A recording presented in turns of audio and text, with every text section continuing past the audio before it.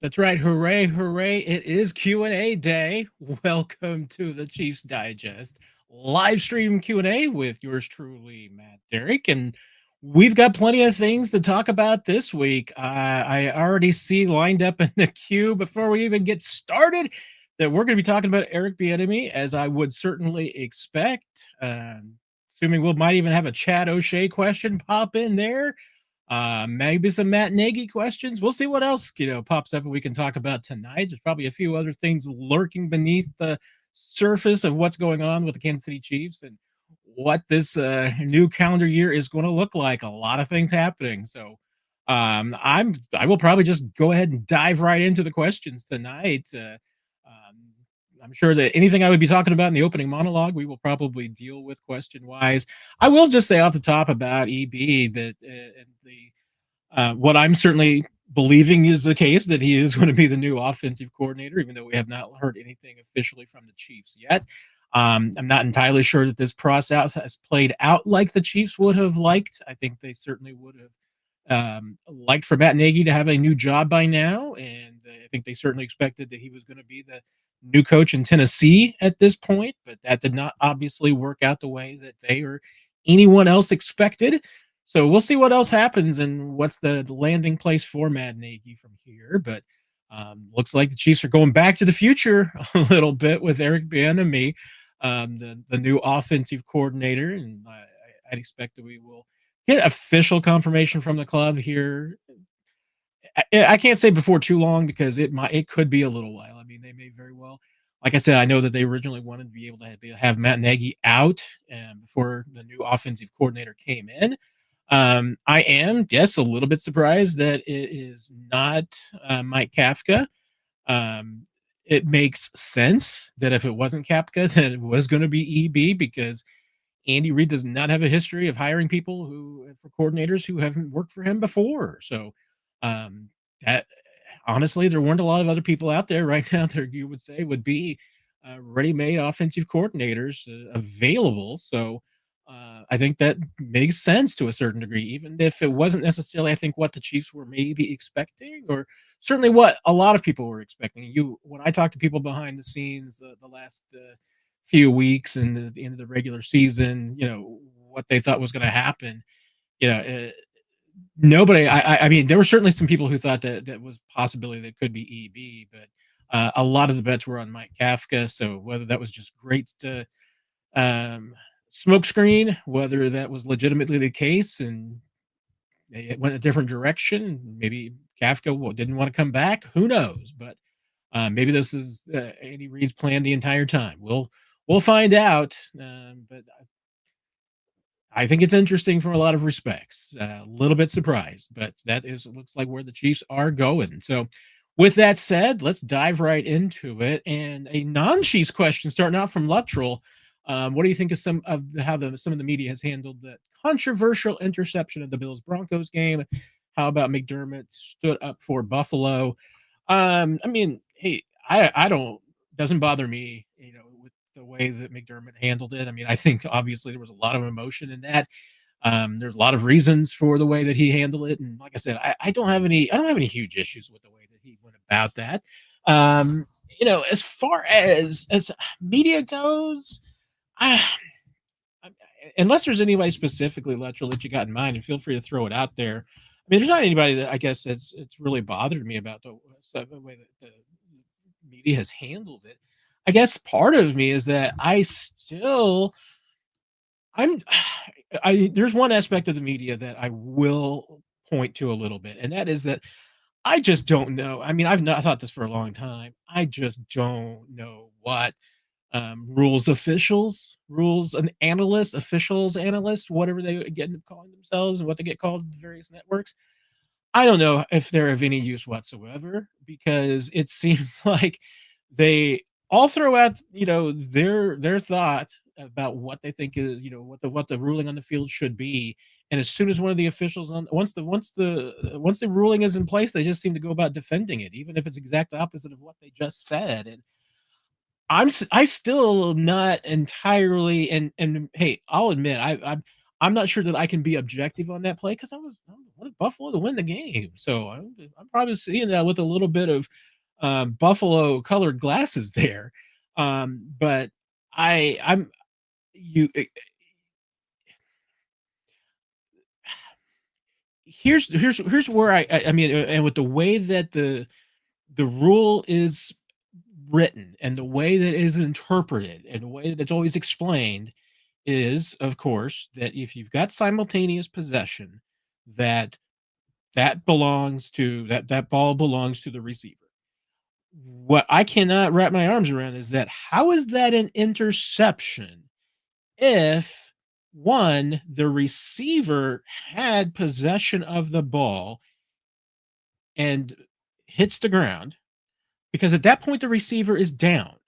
There's no way that I get what the officials were saying, that the receiver did not survive going to the ground and therefore that it was a fumble.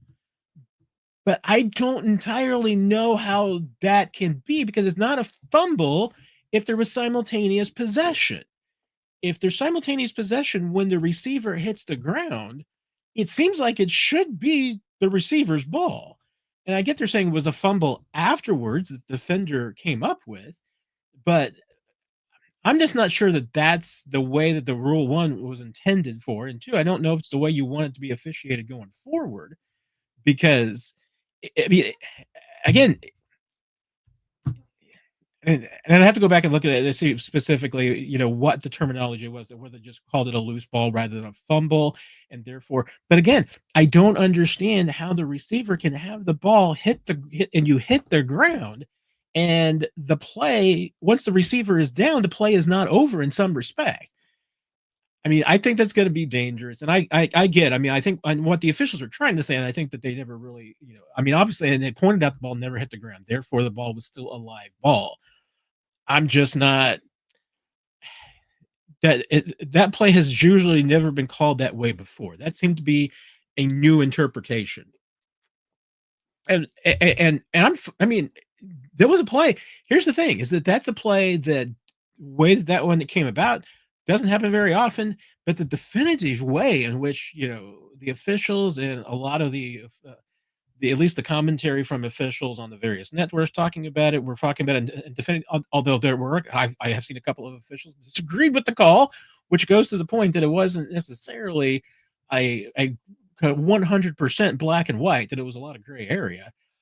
I I don't know. I mean, like I said, I probably can't be terribly objective about it, because I would have I was thinking as it happened live that that particular one should have been ruled um, simultaneous possession, therefore reception to the offense. But I probably wanted it to be that way too, so I'm not necessarily an objective opinion on that.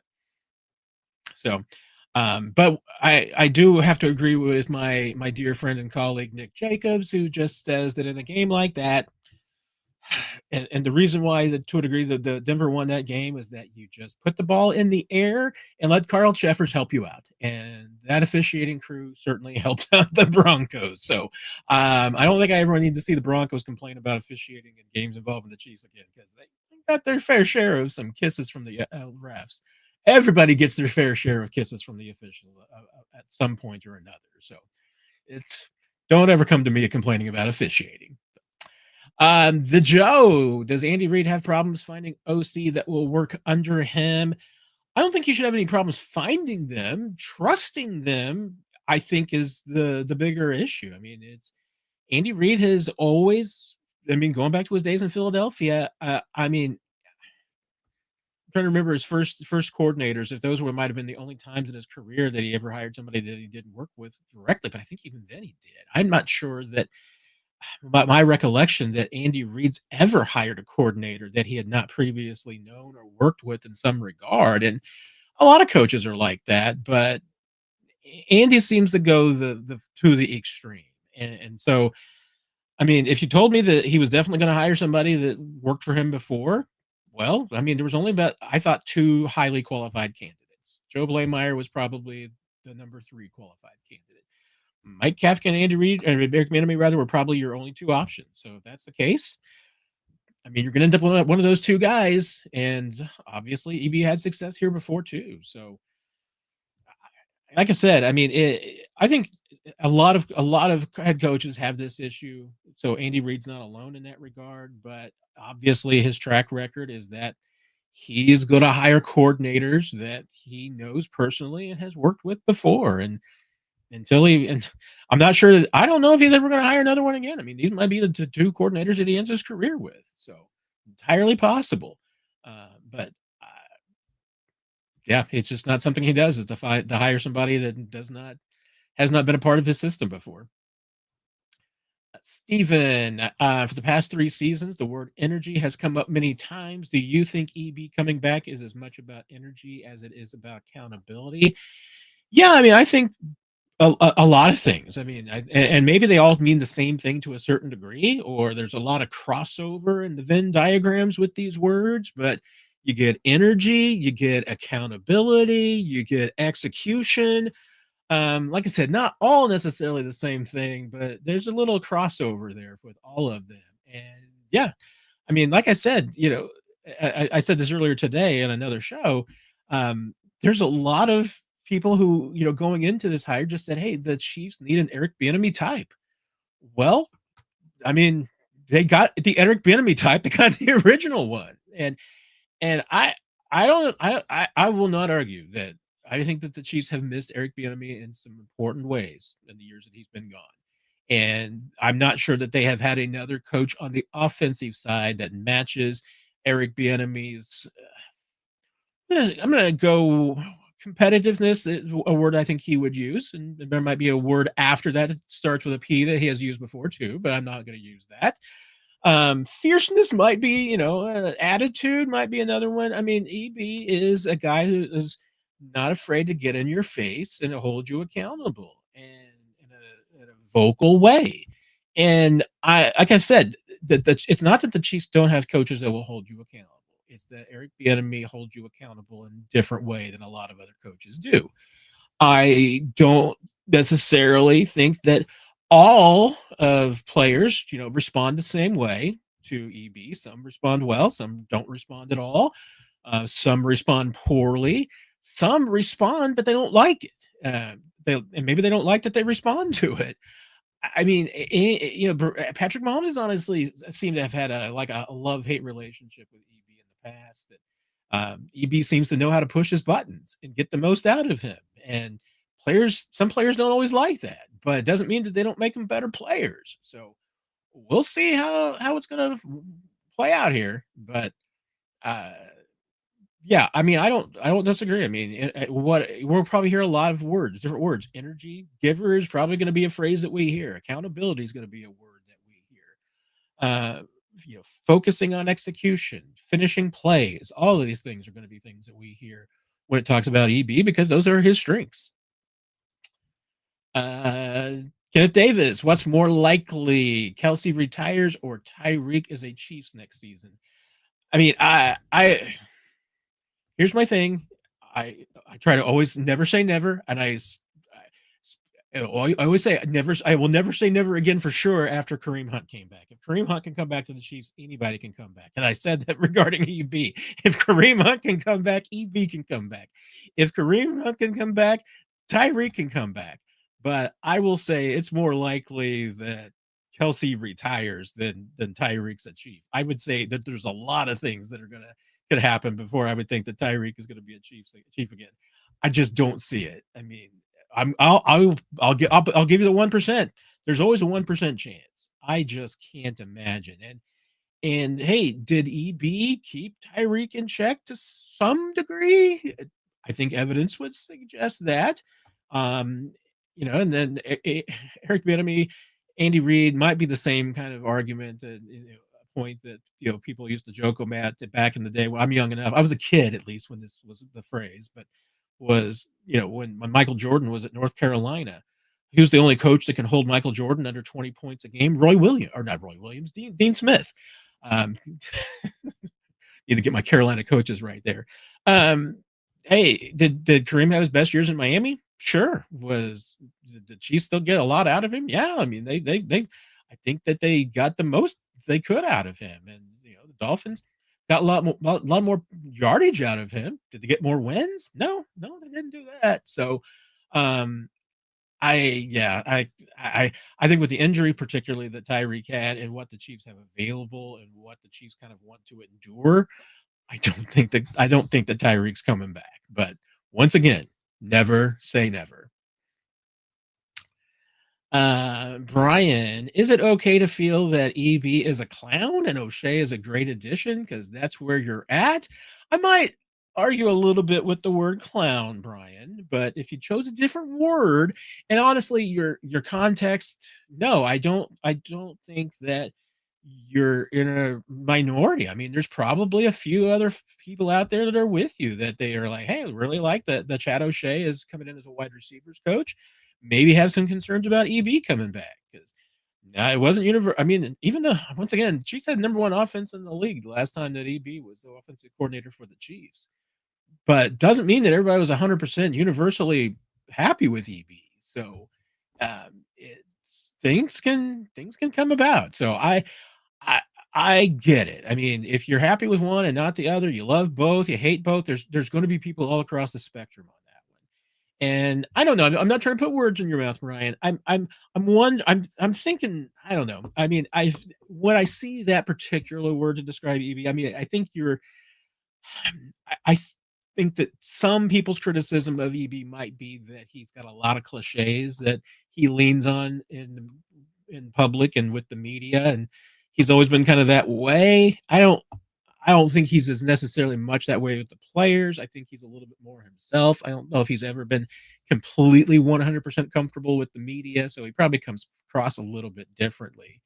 But why is EB getting the OC job while the running backs coach position is vacant? That I think is, and I would assume that once again, I'm assuming that all these play out the way that we've heard about them. Chiefs haven't announced anything yet about Eric Bieniemy being the offensive coordinator or Chad O'Shea being the wide receivers coach. We're assuming that these are going to happen. Um, and once again, until everything's on the dotted line, and this is, like I said, this is not the way that the Chiefs wanted this process to play out. They wanted to have Matt Nagy with a job before they started bringing in these new people and having the new OC coming in. So we'll see how the Chiefs end up handling this, and if they wait a little while before they make everything official. So they've always been a team that's typically waited a while. It's been a while since they've had an OC position to fill in this way, because remember the last time that they replaced a coordinator was when EB's contract also expired, but they already had Matt Nagy on staff, so the plan was to go ahead and move him on over. So um, I think that certainly part of why the running backs position is vacant is that you're obviously letting EB to a degree weigh in on who is going to be that running backs coach. I think that's important. I think you want EB to weigh in on that. And honestly, I mean, way the Chiefs handle things, it's entirely possible that they have a running backs coach hired.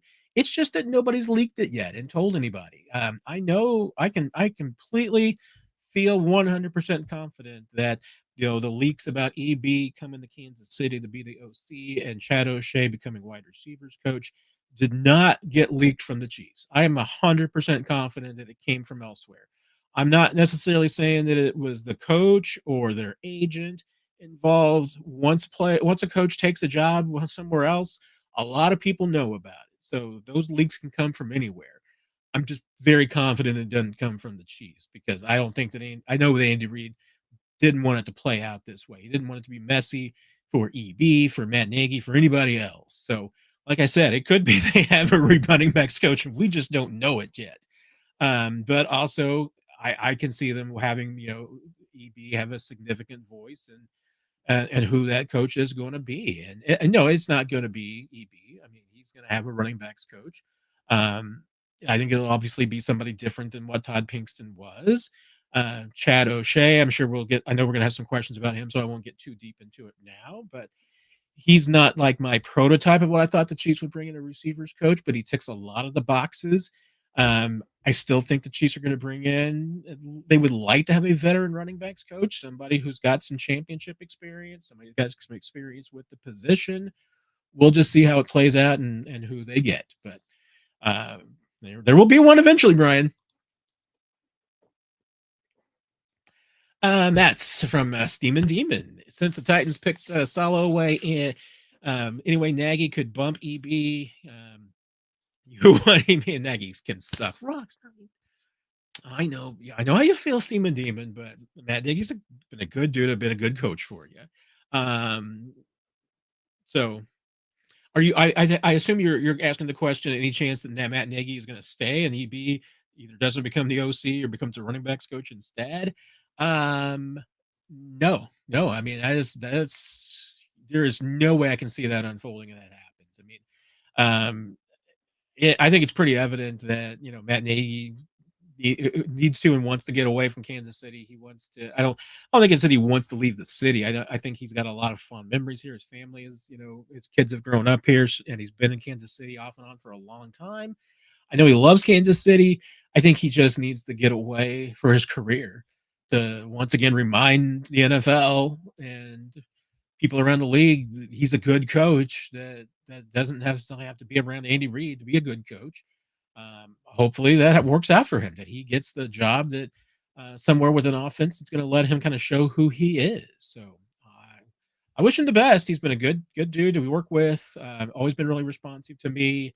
I was really surprised when he came back from Chicago. It was the first training camp, and he came over and talked to me and caught up with me and asked about my family.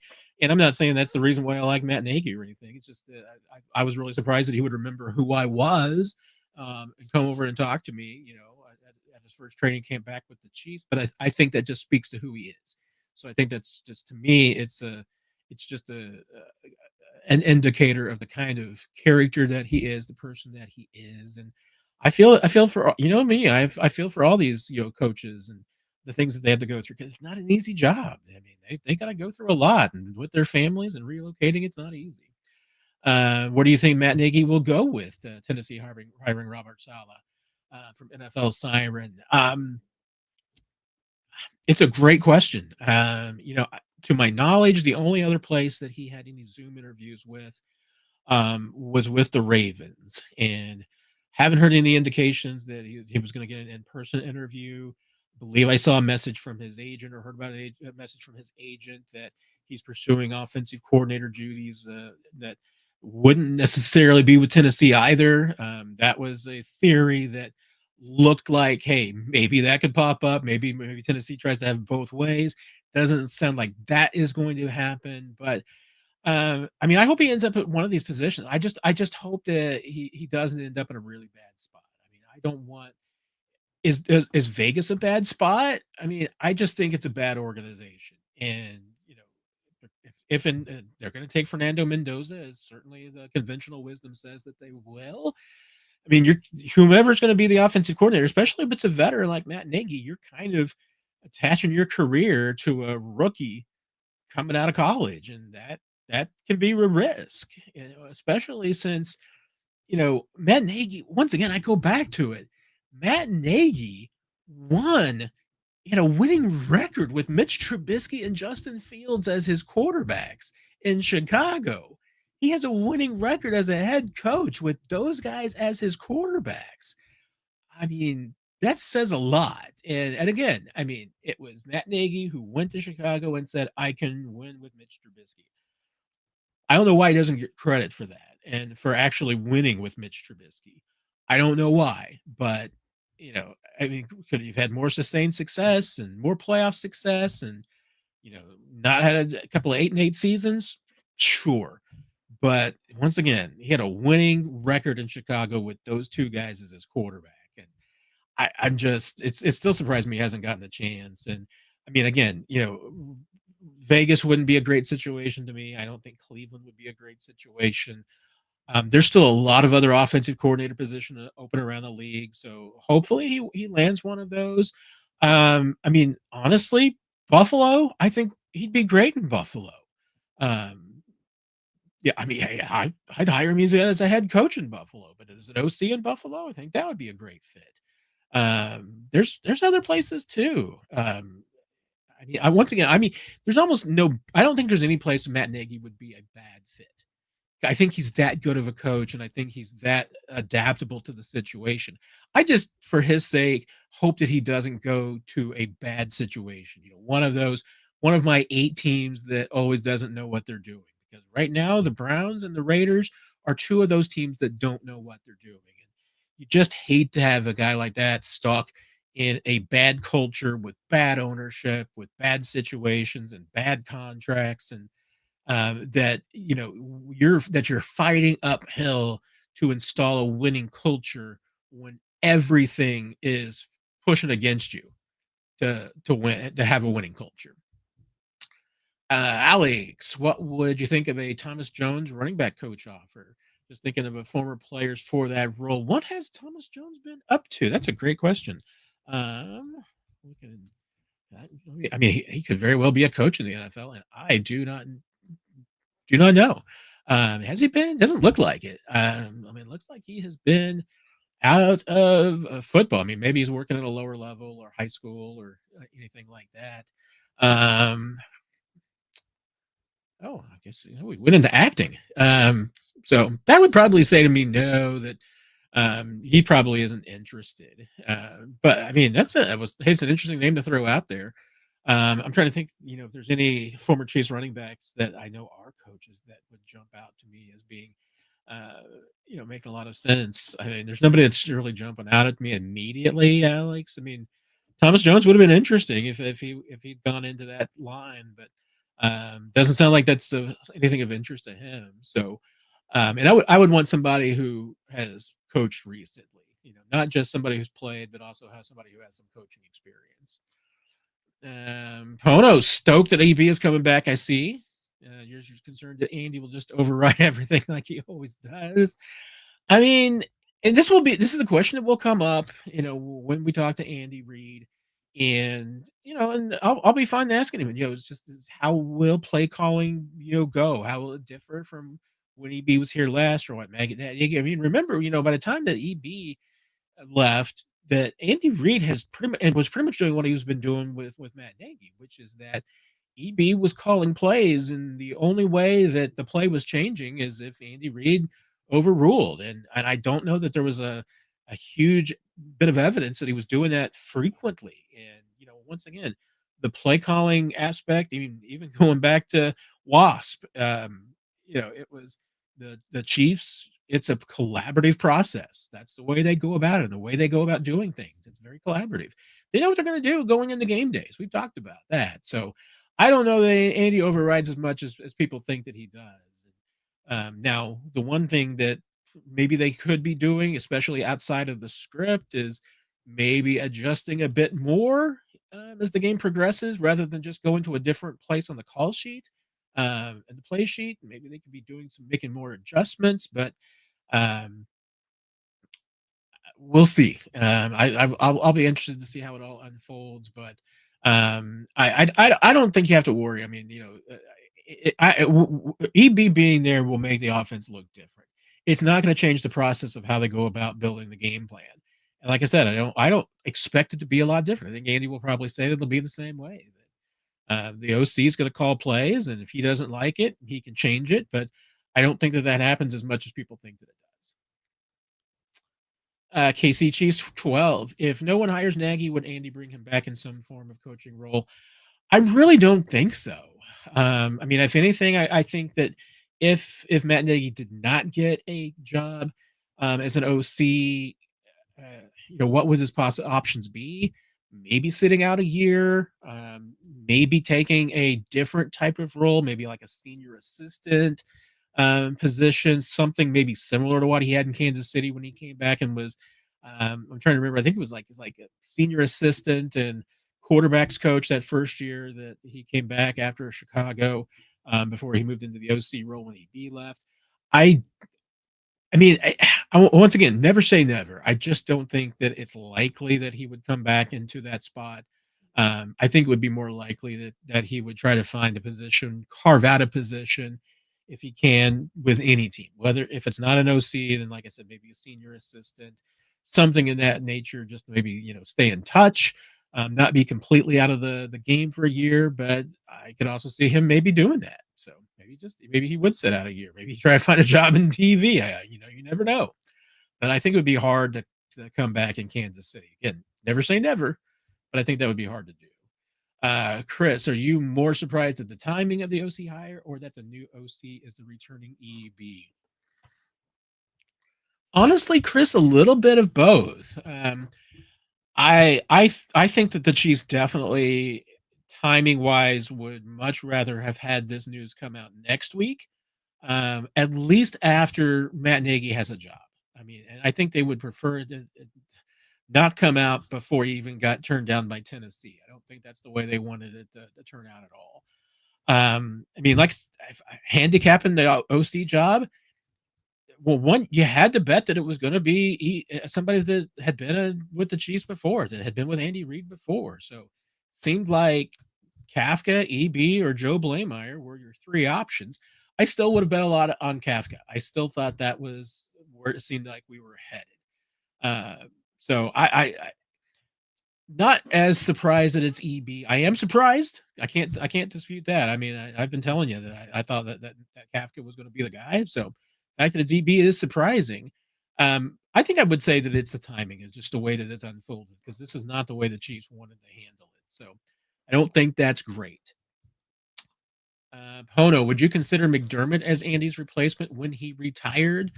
You know, it's an interesting idea. I mean, I don't think that Sean's been a bad coach. Maybe been a little bit unlucky, but again, one of his failings in Buffalo and what eventually cost him was the management of the quarterback.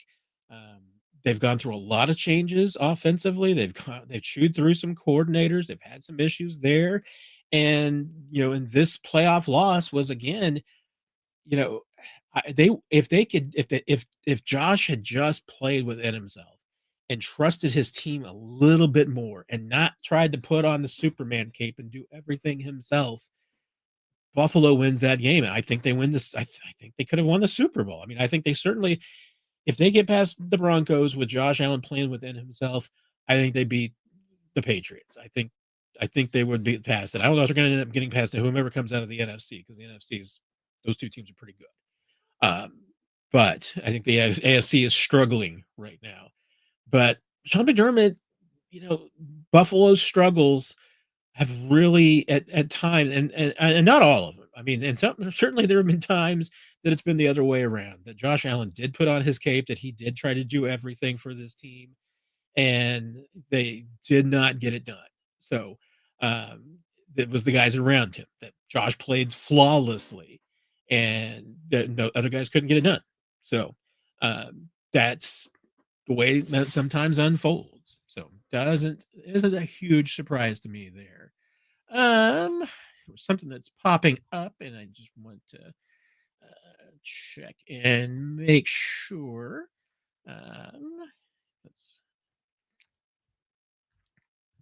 It looks like I can confirm it as well.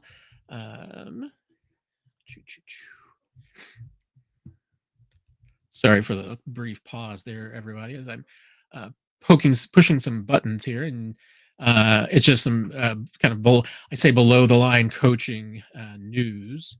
And like I said, it's probably some of you may already have been seeing it. It's just my dear friend over at the Kansas City Star, Sam McDowell, had just tweeted out some changes, and I'm just trying to confirm it real quick here that it does look like it's checking. Yeah. Kevin Saxton, who was an offensive assistant, and Mark DeLeon, who had come back and had been assistant running backs coach for the Chiefs. Both of them are no longer with the team. They are moving on as well. Haven't seen where they're going yet, but those are two more openings at kind of the, like I said, the below the line assistant level. So Kevin Saxon and Mark DeLeon are moving on. Looks like those are the only other two major changes that are coming about right now, but there's two more names to put on there. And once again, not a huge surprise. A lot of times with NFL staffs, in these situations. A lot of times, some of the below the line assistant coaches, if they're not a primary position of coach, their jobs are just 1 year deals. So that certainly is could have been the case even with a veteran like Mark DeLeon. I could see that being the case of just being on a 1 year deal. And when you've got a change in a coordinator spot, you're going to have, hey, he's might have some guys that he wants to bring in and be on this staff. So that can prompt some of those openings too. But there are at least going to be two more openings on the Chiefs coaching staff for 2026. And you don't necessarily have to have an assistant running backs coach, So, but again, if you're cleaning house at the running back side, you could have at least two new coach, one for sure as a primary position coach, maybe an assistant as well, and an offensive assistant like Kevin Saxton was. I mean, that's again a position that can be fairly fluid. You can have one of those and not have those. You can have a couple of them, two or three. I mean, it can vary. So it doesn't necessarily mean the Chiefs will backfill that either one of those positions. I'd expect that they would. It just might be even like a different title or a different position on the staff. So there's just a couple of more names that are moving on.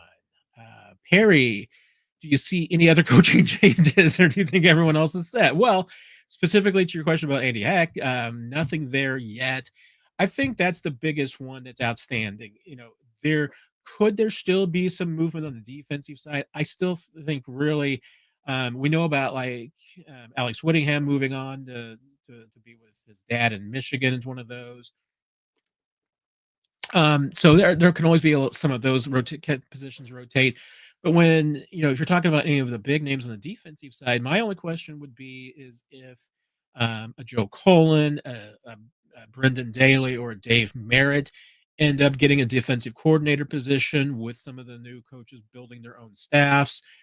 All three of those guys would be qualified for those. I wouldn't be surprised if all three of them draws interest. I know that Joe Colin has had some interviews. So um, it's entirely possible that one of those guys ends up getting a DC job. As far as Andy Heck goes, I mean, I think obviously, I think EB coming back makes it more likely that Andy Heck does stay.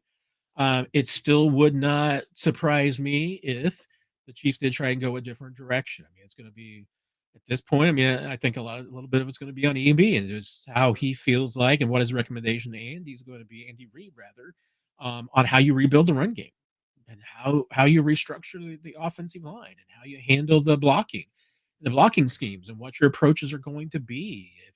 If you don't feel like Andy Heck's the guy that can be in charge of transforming that offensive line and doing things differently, then you're going to go a different direction. So we'll see. Still no movement there, but it's to me, it's still very early in the process, especially with how many coaches are available and how many coaches could still become available, and the fluid nature of everything right now with so many both head coaching positions and offensive coordinator positions open around the league. A lot of things can still happen. I mean, we talk about the Chiefs usually being in a situation where when they get done playing the Super Bowl, that all the positions are filled. Well, that's still 3 weeks away, so a lot can still happen in the next 3 weeks. Between now and like February 9th. It's like I said, that is 20 days away. So there's a lot of things that could still go on around the league, and still some thought processes that can go around about what you're going to do on the offensive line and coaching there. John in Idaho, and any the John's in Idaho, maybe any place for Kafka on the offensive staff. I think it'd be hard with EB as the OC. I mean, Kafka would be, I think, OC would be the kind of lowest that he'd like to fall. Doesn't mean that, I mean, right below that would be quarterbacks coach. So, yeah, I mean, entirely possible if Mike Kafka doesn't get an OC job and he is looking at, say, just being a quarterbacks coach, or uh, I mean, I think it would be. I don't think it would be a situation where you would like have him be a co-OC at this point with EB or anything. I don't think that's going to happen. I think it would only be probably like if Kafka didn't find an offensive coordinator landing spot, then he might come into play. Still, he might prefer going elsewhere. Uh, I don't know.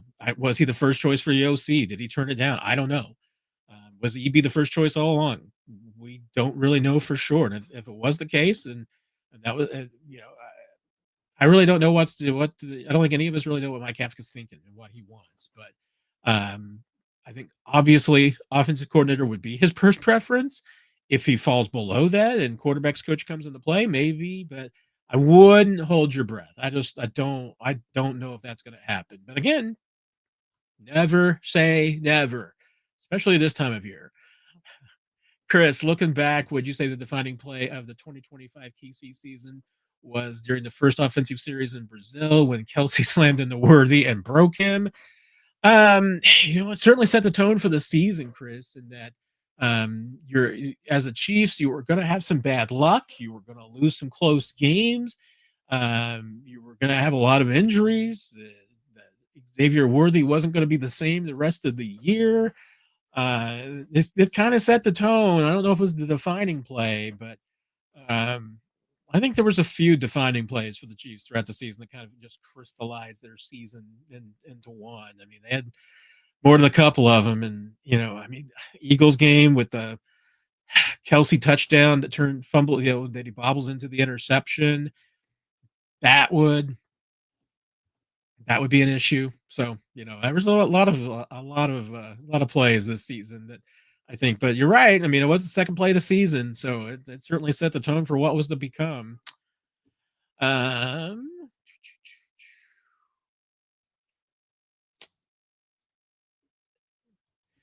okay. See, yeah. You see, Chief, you're kind of. I mean, that's why I need to go back and look and see how they actually listed the play call because I mean, I think you don't have to. I have to if the officials, I think you would have to say in the official box score. I think it would end up having to say that was a interception because the ball never hit the ground, so it can't be a fumble.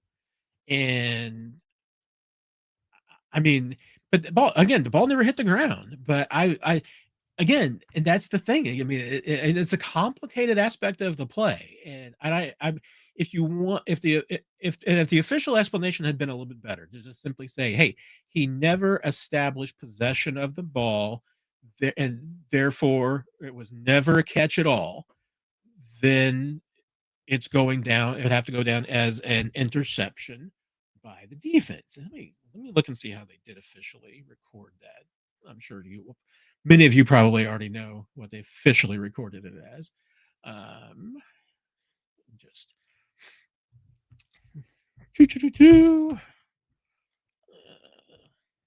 and just another thing, by the way, Brandon Cooks, just the way he just has managed to go from team to team. Brandon Cooks is, once again, the Chiefs may have had a chance to acquire him at one point or another. It did go down as an interception. So, I mean, that's the proper way if you're the officials to rule it. That would have been as an interception. Has to be the only way you can describe it since the ball never hit the ground. And you're saying it wasn't established as a catch. I'm still just fuzzy on the point where the receiver has the ball and hits the ground. The ground theoretically can't cause a fumble. So when he hits the ground, it kind of had to be a catch. And it certainly seemed like they both had possession. It wasn't just like there was. Don't get me started. I'll probably just annoy everybody with my focusing on this play and spending like 20 minutes on it. But I think it was a catch, but I don't know. Like I said, maybe I'm biased. Chief 94, do you believe that bringing EB back is a sign that they don't understand how stale the offense has got? He might be a good man manager, but I can't help but feel they need an outside voice. And for those of you who are of the philosophy that the Chiefs do need a major change, that you do need a jump start with this offense, I can get it. I get it because this move, bringing back EB, is not an indication that you feel like, as Andy Reid, that you need significant changes on this offense. That's not what this is. This is a message that we're going back to the glory days, that EB had this thing cooking and EB can come back and get it cooking again. And you know what? There were a lot of Chiefs fans that were not happy with the progression of the offense near the end of the Eric Bieniemy tenure. There were a lot that thought that the offense was getting stale at that point, and you kind of proved prescient that was what was coming. And if those were your concerns, is going back to what the EB days and the EB style and everything, is that going to just fix everything? I don't know if it will or not. And I do think that there's a legitimate argument that the Chiefs could have used some, outside voice, outside influence, anything like that. This, when I was we're checking out the boxes of what Patrick Mahomes said he wanted in a new offensive coordinator. Said accountability, check the box. Eric Bieniemy does that. Uh, Loves football, check the box. Eric Bieniemy does that. New ideas. Is Eric Bieniemy new ideas?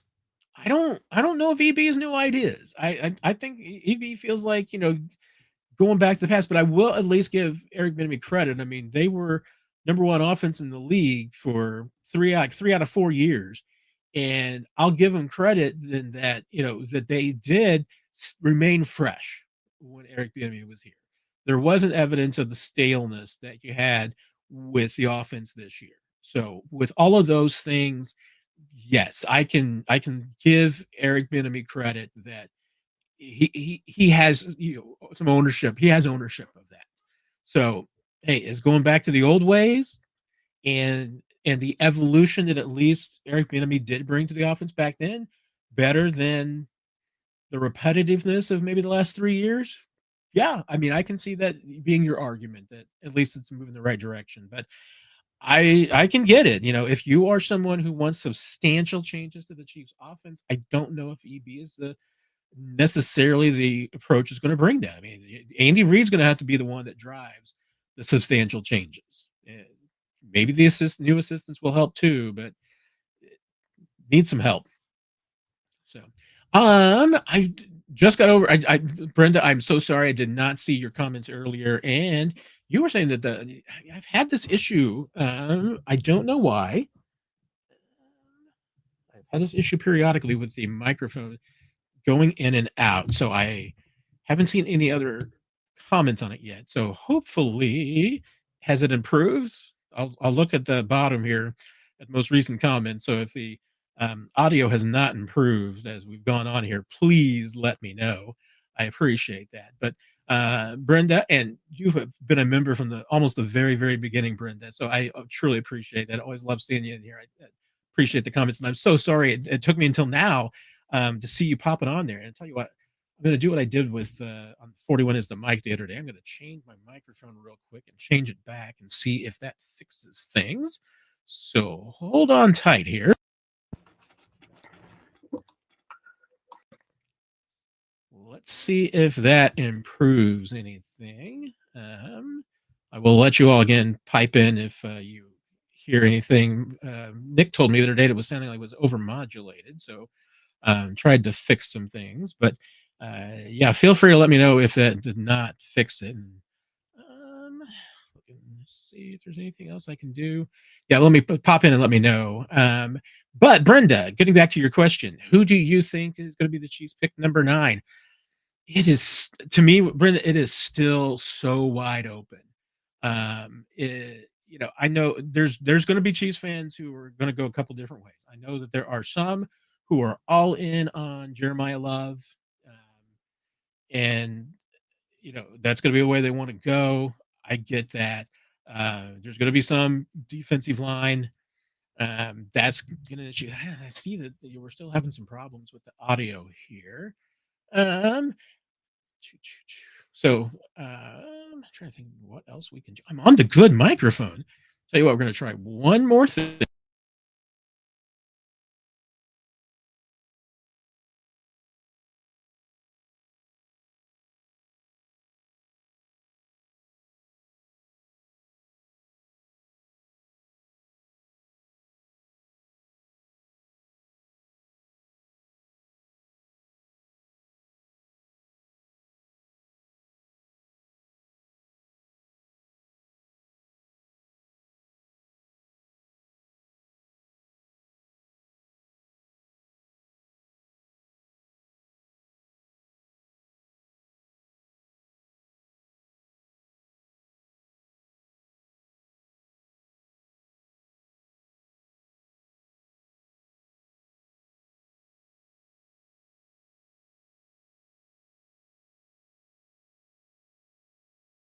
It muted me. Okay, so even though the microphone was fixed. Okay, so now in theory, we should have the microphone back. So hopefully there's now sound, and hopefully it's not cutting out. So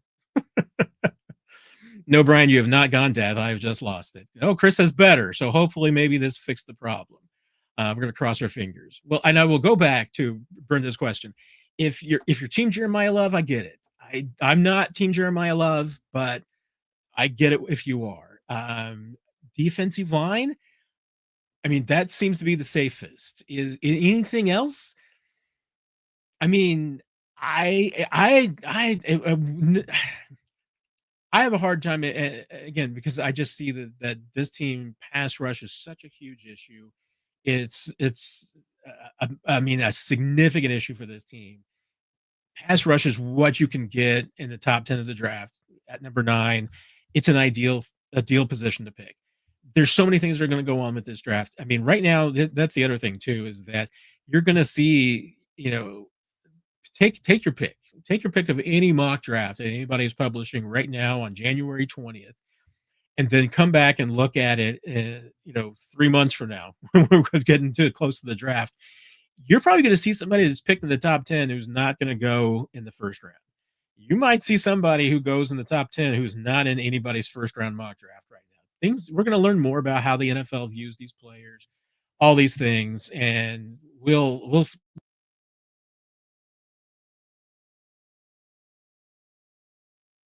Then I got muted again, so hopefully it didn't change the audio, but I did tell you I got just muted again. We'll see if we can get through the night on the live stream here. Where this is our disaster show. There's no doubt about that. Right now, Brenda, and I'm going to probably be betting on this the entire way. I'm going to be betting on defensive end or defensive tackle, and with a lot of watching of. Oh dear, we are not having a good night here. Oh, the microphone. Okay, so now we're going to cross our fingers and hope that solved it and everything. And I'm just going to continue drinking my tea. That was a rough 5 minutes. Okay, disaster show. We're just going to get through it, hopefully from here. Not going to touch anything else. Hopefully the microphone does not come unplugged again, and we're all good. So, Brenda, I think I have butchered that question as much as I possibly can, but too long, didn't listen or read. I'm going to go in defensive line, defensive tackle, some defensive end, somewhere along those lines, probably between now and the draft, because I think that is absolutely the Chiefs' biggest need. It's the best way to get value at number 9. Doesn't even necessarily mean the Chiefs couldn't move up or down. I mean, that's distinctly a possibility, but defense is what you have to have. They need a pass rush. They need to bulk that up. And I mean, there's a few other names that get bantered about as maybe being top, 10, top 15 picks as far as maybe a receiver or a safety. Unless it's a 6'4", receiver that's got some great contested catchability. It's not going to be my pick, not my cup of tea, but we'll see what happens. Also in the super chat, DS, greetings from Australia. Thank you very much. Tell me what time in the world. I'm not I could look it up here and see where it is, but because you all are what, like 19 hours or something? Is it, I think 13 or 9? I think I want to say it's like 19 hours ahead of us. And so probably I'm sure, I know it's already Wednesday there. But then the question disappeared. Thank you for being here. It's truly cool to have somebody from Australia. How are the Chiefs replacing Kelce? Any free agents who they could target? It's a great question because the Chiefs. I mean, they do have it's almost 1 p.m. there on a Wednesday, so that is 19 hours ahead. Yay! I nailed it. I don't know if you're going to get to see the Chiefs if coming to Australia. I mean, I know that was the conjecture at one point that the Chiefs might be the team that ends up playing the Rams in Australia this year. I don't know what the questions about Patrick and Travis, if that's still on the table. I'm thinking maybe not, but who knows? Maybe the Chiefs will end up there. How are they going to replace Travis Kelce? I mean, I think it's still going to be a couple of different ways, assuming that Travis retires, which I'm assuming he retires until told otherwise, but So it could go either way. We'll see what happens. We've got probably another 5 or 6 weeks before we're going to figure out here what Travis his decision is at most. I mean, early March is probably the latest that we're going to hear anything from Travis. And I'm assuming it'll be on a Wednesday when his podcast comes out, which uh, might be like midnight your time, DS, on a Thursday. But how are they going to do it? I mean, it's not going to be entirely anybody I think that's currently on the roster. I mean, right now you have Noah Gray, and Noah Gray is pretty much who he is. He's a valuable piece. He's a nice player. He's got a nice niche. I don't see Noah Gray all of a sudden turning into an 800-yard tight end. So you're going to need another answer. Could it be Jake Breeningstool or Jared Wiley, who are currently on the roster? It could be, but again, those two, Wiley's coming off an injury. Neither one of them have had an opportunity to really play that much. Wiley played a little bit before his injury as a rookie 2 years ago. Breeningstool was a rookie this past season, undrafted, really didn't get a chance to do anything. They're both athletic. They both have good size. All of these things. I mean, physically wise, they look like Travis Kelce, but they're a ways off from being Travis Kelce. Could these two guys, piece themselves together to be kind of a 600-yard tight end? Maybe, maybe not. I don't know. When you start to look at free agency, I mean, Kyle Pitts is going to be the name that everybody's looking for, and we'll see what happens with him in Atlanta.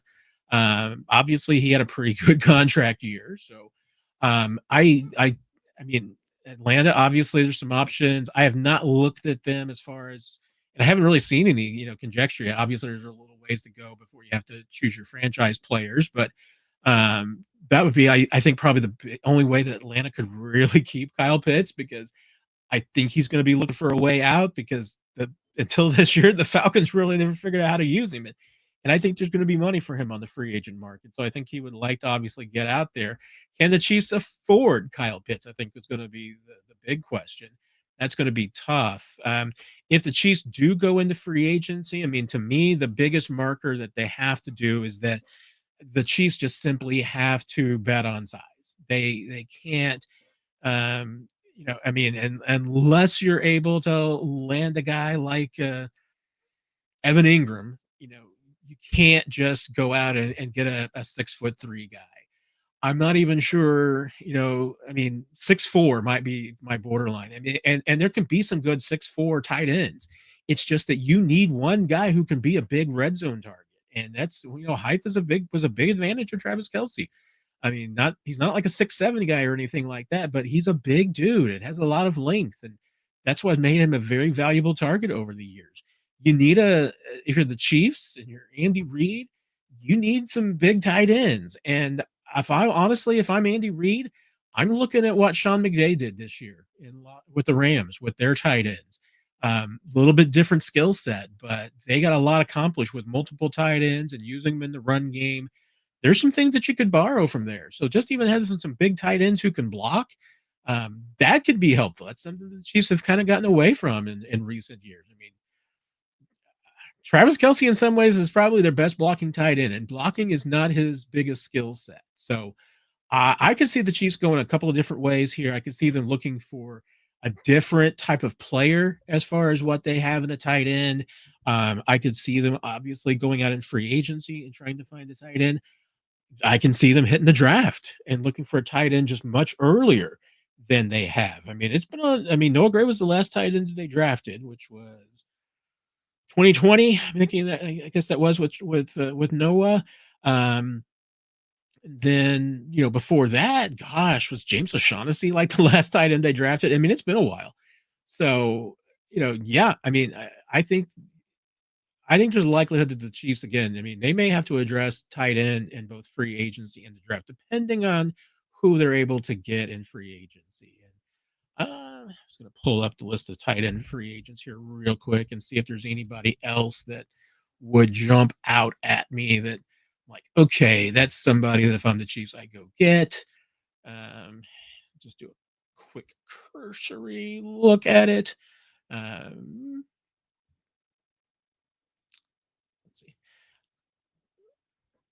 You know,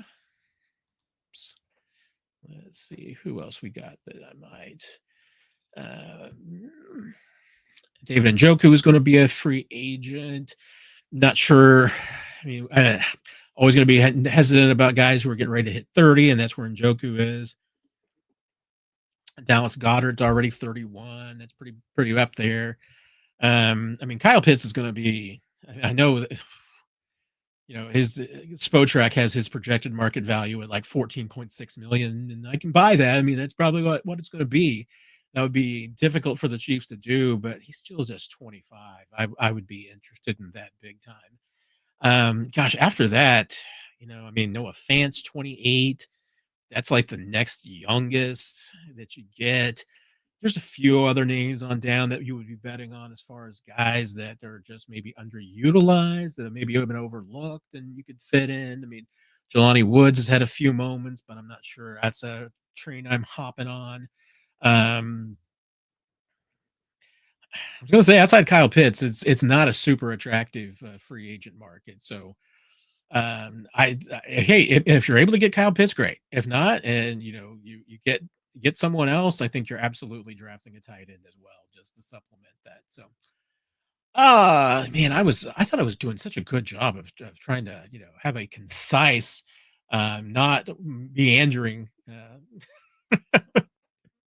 stream tonight. I think I've meandered again. All right, back on track here. Let's see. We already that was the last one we did. Oh yeah. Scott, how much do you think Eric Bieniemy learned from Ben Johnson's offense of the year that could add to the Chiefs' offense? I mean, that's the question. Is that when you come up with the new ideas, are there things that can pick up from Ben Johnson that he can bring? And possibly, I mean, certainly, the other benefit too is that in Chicago, Caleb Williams is a Mahomesian type quarterback. So there are some things that maybe EB can pick up as far as, not even just, schemes and blocking and placement and, just ways that you put your quarterback into some spots. I could see that, but here's my only real beef with that is that I feel like that Eric Bieniemy brought more to that offense than Ben Johnson brought to the offense because the Chicago run game was really good. And that's I think one of the reasons why, Caleb Williams had a big step forward was he had a run game to lean on, and EB gave him that run game. So I don't know. I mean, I would have to really dive into, what's the case with, and just looking at the Chicago offense a lot more in depth to see if there's things that I can say, okay, well, wait a minute, this was Ben Johnson finally getting it done. And not just a matter of, you know, yeah, EB bringing a lot to that offense as far as giving them a run game. I think that was a big part of it. I mean, EB, um, I think is a big part of their success this year. So I feel like EB probably brought them more than what Ben Johnson brought to the table this year. I could be wrong, but it's just the way I saw it. I may have to get a little bit off of usually I go very chronological here, but I saw this question with broken news, and then and Dom, I've seen your comments, and like I said, I usually go in chronological order, so I haven't jumped here, but I know you got a lot going on there, so I want to jump at it too. Broken news. What's your real issue with EB? Just say EB is a winner. I don't know. Do I have an issue with EB? I did not know that I had an issue with EB. I'll be honest. I mean, so I don't know. I mean, and like I said, I'm gonna jump down here to Dom, and I may be jumping in the middle of your comments there, Dom. But why do you refuse to call out the racism directed toward Bieniemy? I mean, okay, first, if do I think that Eric Bieniemy has had racism directed at him? Yeah, I do. I mean, I do think that there has been absolutely some of that. I need you to be more specific there, and I'll look and go through your comments and everything. I know he had the number one offense in the league when he left. The hate for Bieniemy is more about is for EB is more than football. I I get where you're coming from, and I completely agree. I think that there has been some evidence and issues of racism that has affected EB's career. I don't. I do believe that. I'm not trying to avoid it or anything like that. And so I mean, I wish you didn't think that I was. I mean, like I said, I don't think that's. I don't feel like I've been in that case. I think we've talked about it before a little bit. But here's the thing. I mean, I agree. I don't think the 2022 offense was stale.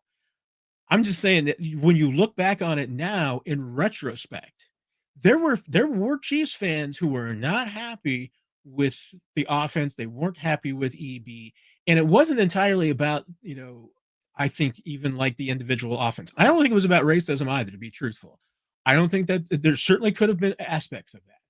But remember, the really big things that were the issue about EB were the sideline confrontations that we saw with nothing but speculation. I don't know what the issues were when he and Patrick had words. I don't know what the issues were between him and Travis Kelce when they had words on the sidelines that the cameras caught. They all said the right things that, hey, that they're all competitive, that these are just things that pop up, and hey, it's water under the bridge. And I have no doubt that, I mean, Patrick Mahomes has to have signed off on this. I mean, could the Chiefs have talked him into EB coming back? Possibly, but I don't think the Chiefs hire an offensive coordinator without Patrick Mahomes signing off on it. So I think that there's a great possibility that a lot of the issues that fans speculated existed between Eric Bieniemy and the Chiefs or individual players or anyone else was that they were purely speculation. They were projected on based on some of the things that happened. And obviously the issues against the Bengals was a kind of a starting point. And but all of that said, when you talk about the offense being stale, there were, even though the Chiefs had number one offense in the league in 2022, I'll give them credit. There were people out there who were saying that the offense was starting to show signs of becoming stale. And in 2023, that started kicking in. It got worse in 2024 and 2025. So I don't necessarily think that fans that were calling attention to the offense being stale and showing signs of that in 2022, do I think they were having really nitpick complaints? Yeah. And I mean, I talked about that when when we were talking about the Chiefs and having issues at any point between like 2021, 2022, those years, when you were talking about criticizing the Chiefs offense, and Nick and I had not started 41 as the mic there, but that's something that when we started that podcast that we talked about a lot was that when you're talking about and criticizing the Chiefs offense, you're really nitpicking. You're really circling in on those little tiny bits. And so, I mean, even in 2022, if you had trouble with the problems with the Chiefs offense, you were nitpicking. Doesn't mean your nitpicks might not have been right. You might have been criticizing little tiny details that proved prescient. I mean, I'm willing to discuss this with you, Dom, and I get your passion for it and everything like this, and I am not saying that you're wrong. I don't I don't. You certainly didn't hear me. If you think that I was saying you blame EB for Matt Nagy's poor performance, I mean, I'm not granting any part of the premise of that question. I'm not granting the fact that you think that I said that because I certainly didn't. I mean, like I said, if you were someone that said that you saw evidence of the Chiefs' offense in 2022 starting to become stale, and it then started becoming stale in 2023, I'm not going to just say that you're criticizing. You're not. I'm not. You're not. I don't know how you make the argument there that that's criticizing EB for Matt Nagy's performance, and I'm not one of those people that said that. I mean, I wasn't criticizing Eric Bieniemy.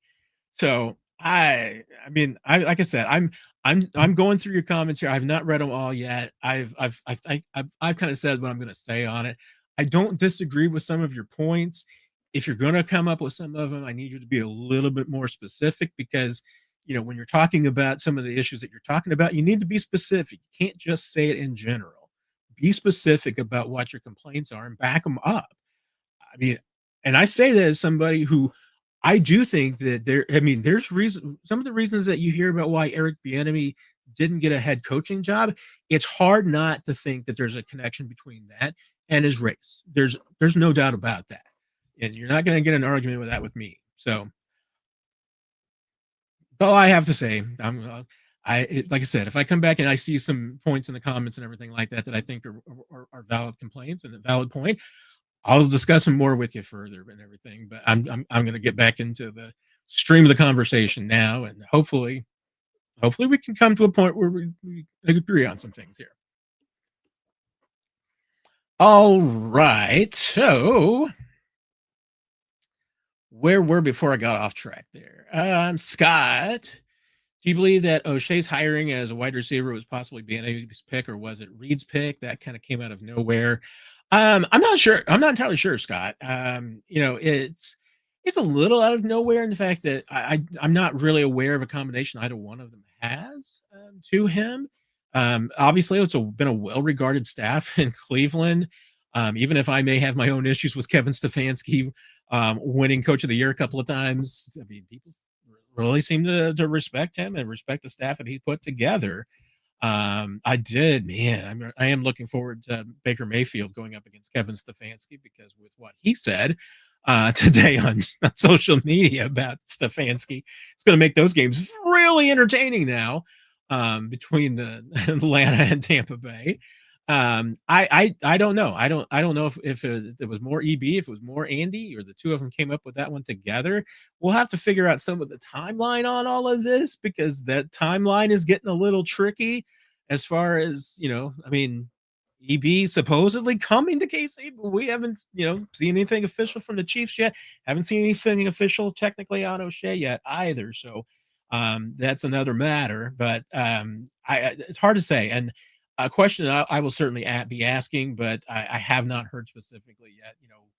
Really, like I said, what was the timeline there, and whether this was a Andy decision, whether that was an EB decision, or the two of them came up with it together. Steeman, can you say anything to reports that Andy Chiefs started talking to EB right after Mahomes got hurt? I haven't seen or heard that from a reliable source.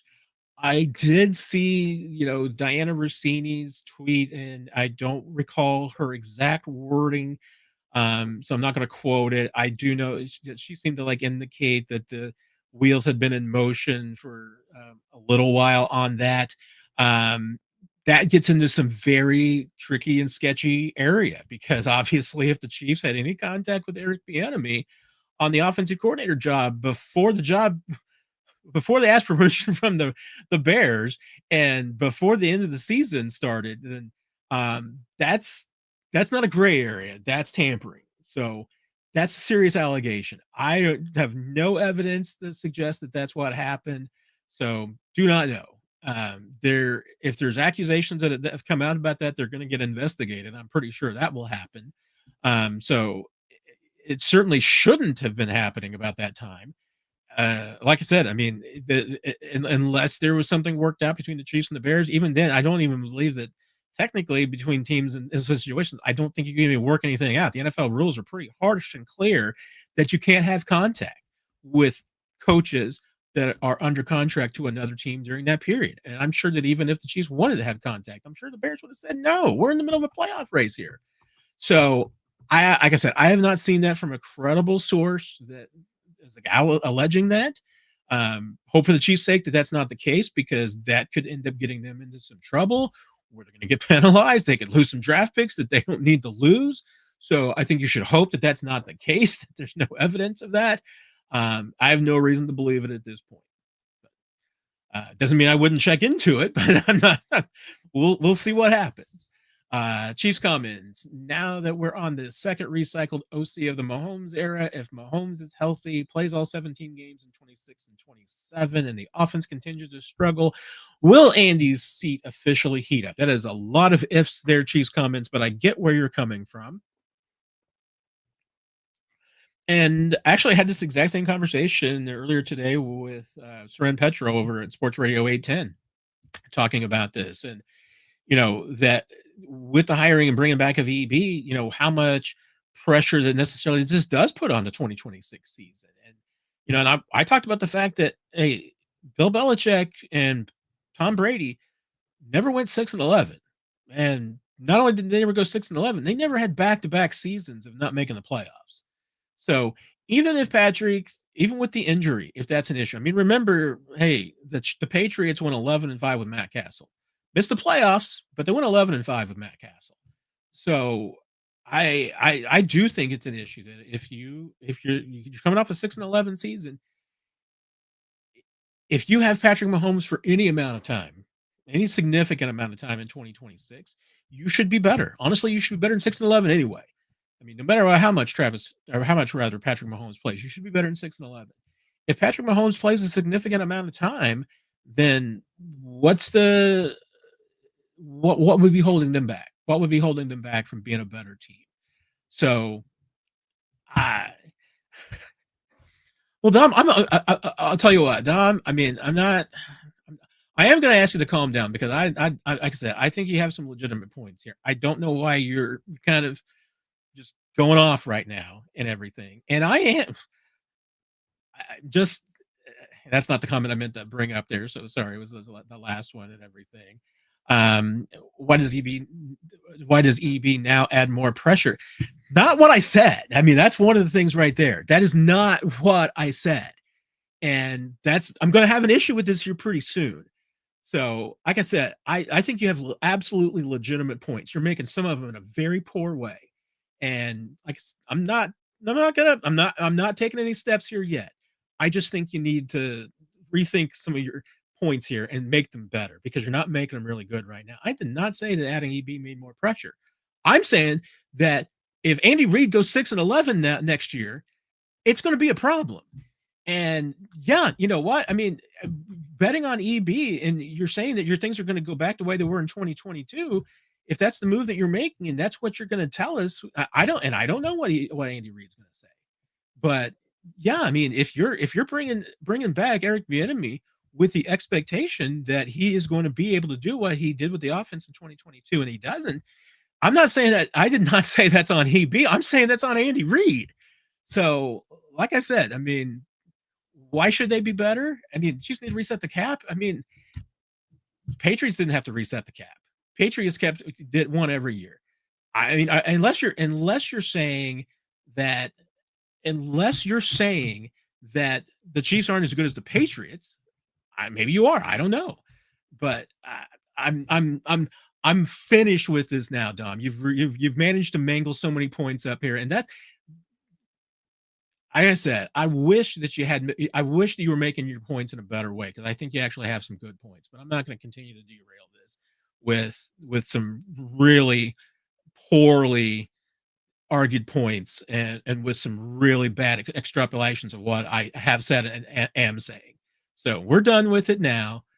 I'd like for you. I mean, like I said, I'm not planning on trying to kick you out of the comments or anything like that. I would like you just to calm it down so that other people can be a part of the discussion because right now I don't think this discussion is going well. So appreciate it. Appreciate you being around, but I'm done with the conversation. So, all right, back to where we were. And I think I was actually still on Chiefs comments there when I got kind of interrupted a little bit and then digressed. But like I said, I mean, okay, you said if Mahomes is healthy, plays all 17 games, that's a big if, and the offense struggles, will it be tougher for Andy Reid? Yes, I mean, I do agree, and yes, as I was actually said, I'm not going to go on. I'm putting it behind me now. Yes, I mean, I do think it is going to, and I appreciate that, Dom. I mean, I don't mean any offense with my comment either there. I'm just saying that I think you're making some great points. I think you're making some bad observations and connecting them in some bad ways, but that's okay. And I don't mind the arguments here. I don't mind the disputes, and I don't mind having a serious disagreement of just difference of opinion. That's kind of what sometimes this is all about and what football is all about. I mean, sometimes it is having those kind of discussions. So I'll chill out too, Dom. But I mean, hey, the Chiefs, like my point is that you can't, no matter what. I mean, even if you don't have Mahomes for that many games next year, I mean, even if Mahomes doesn't play at all, you have to be prepared for the fact that you're not going to have Patrick Mahomes. That's just the reality. And like I said, I mean, the Patriots didn't go 6-11 at any point in the Tom Brady era, and they certainly didn't do it in back-to-back years. Didn't miss the playoffs in back-to-back years. So, and that's the standard to me. That it is. And Sharon made a great point to me today when we were talking about it, and I completely agree with it, which is that when you're a coach that's in his late 60s and you have a bad year that's followed by a second bad year, there's not a lot of evidence of pulling out of it. There's not a lot of evidence that all of a sudden get year 3 is an improvement, and year 4 and year 5 are good. You're back to normal. So yeah, I mean, this is absolutely the point there. I think it is, and you make a legitimate comment, or make a legitimate argument there. Chiefs comments is that if the Chiefs don't make the playoffs and have another bad year in 26, I think regardless of how much Patrick Mahomes plays, it is a problem for Andy Reid. And I'll be honest, I mean, I don't think that the Chiefs would make a move on Andy Reid. I think they would give him a second season of, especially if Patrick Mahomes does miss a significant amount of time, I think they would give him a second season of out of the playoffs. And that probably puts a lot more pressure on 27. But it's a legitimate question because we would then be getting into a situation where even if you do have a Hall of Fame coach, Hall of Fame coaches late in their careers with back-to-back bad years, there's not a lot of evidence of pulling out of it and bouncing back. So that I think would make, and I wouldn't say that this would be his final season, but I think it would absolutely make 2027 a make or break year. And honestly, I mean, there's an entirely possible that if Andy had another bad 2026 season, maybe he walks away. I don't know. I don't know what's going to happen. I don't know. I'm not going to bet on what anybody going through anybody's mind and what they would want to do. So, man, maybe I would have been better off if my audio just cut out. This has been the disaster show. I'm in a bad mood, and the audio was a problem. Just driving off the road. Chiefs comments, don't understand why EB came back. To be honest, Andy calling the plays is the worst kept secret in the NFL, and just seems like the ceiling and end game for EB is ultimately the same as last time. That this one I'm not sure is a solid point there. Chiefs comments. I mean, I like I said earlier. I mean, I think you all overrate how much Andy Reid calls plays at this point in his career.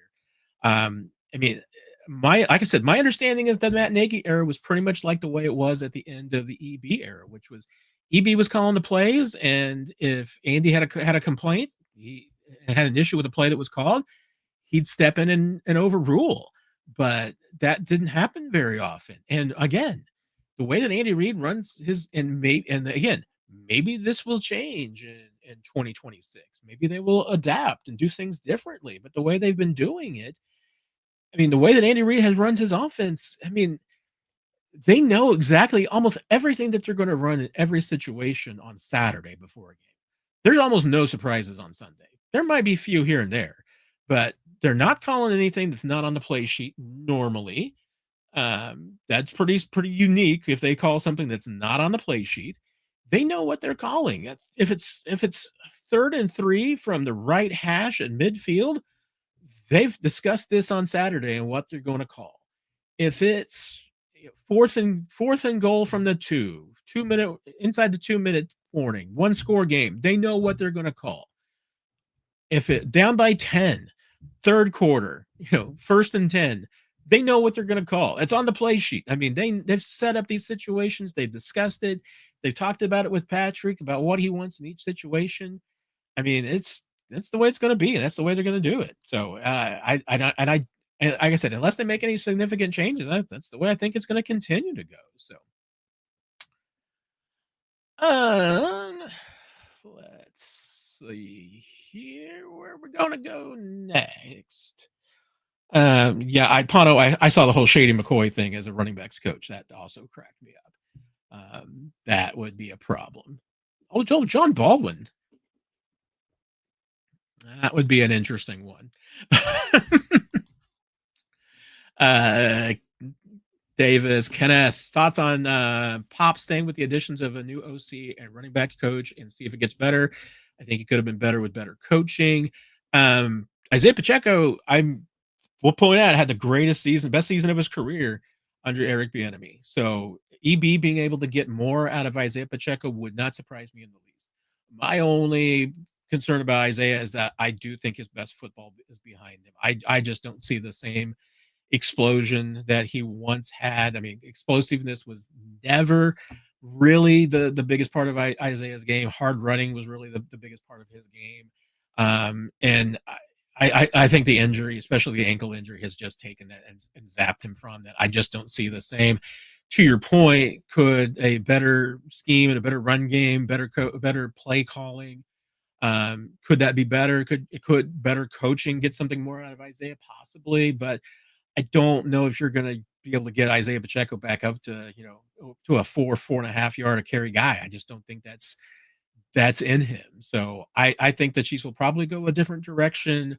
Well, again, I'm never going to say never. I do think they'll go a different way because they're just, and like I said, I think scheme had some things to do with it. I think blocking scheme in particular had some things to do with it, but there was execution errors too, and problems. And I just, like I said, I haven't seen the same out of Isaiah since his rookie year and before the injury started piling up, and certainly the ankle injury last year really seemed to be the kind of the final point with Isaiah. And I just haven't seen the same guy since then. So I do think the Chiefs are going to go a different direction.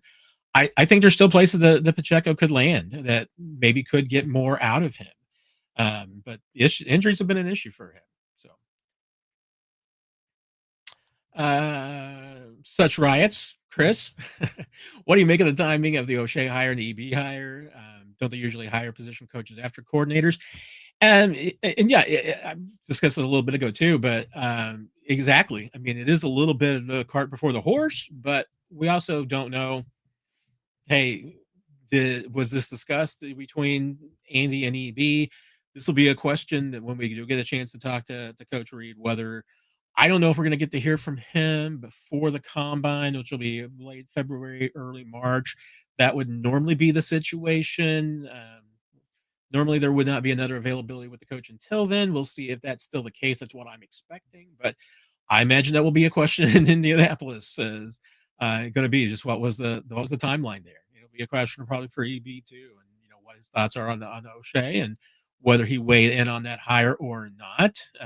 The timing of all of this has been very, very unusual and weird, and it has prompted questions and is going to prompt questions. So, Kenneth, I hope Nick is watching, although I bet he is not because he has, bless his heart, and to his absolute 100% accuracy, he has no faith that I will be able to pull this thing in under an hour, much less 2 hours. So that's probably why he will not be watching. But it's always possible. If he's at high V right now, he might have it on the phone, just trying to check and see how much of a train wreck I've managed to make things tonight. So, Brian, not sure what you said prior, but I'm excited and a sense of relief that they brought EB back. I don't think, I mean, Brian, I imagine there's going to be a lot of feelings across the board. And like I said, I will say one thing. I think, I don't know if pleasantly surprised is the right word, but I have been surprised that so far it seems like that the reaction from Chiefs fans that I have heard at least has been very positive. I mean, I don't think that there's been a whole lot of negativity, and maybe that is certainly just because there wasn't a lot of faith and at least fan confidence in Matt Nagy. I still think there's a lot of blame to go around to a lot of people about why this offense is the way that it was in the spot that it was in this year. I think it took some work to get there from a lot of different places. And once again, Andy Reid is 100% responsible for this offense. There's just no doubt about that to me, that everything rests on Andy Reid. I mean, he's the one that will tell you that he is in charge. And so, I mean, the buck does stop there. But, and I'm rooting for EB. I mean, I truly am. I mean, he's a fun coach to cover. Even if he leans on cliches from time to time, I'm okay with that.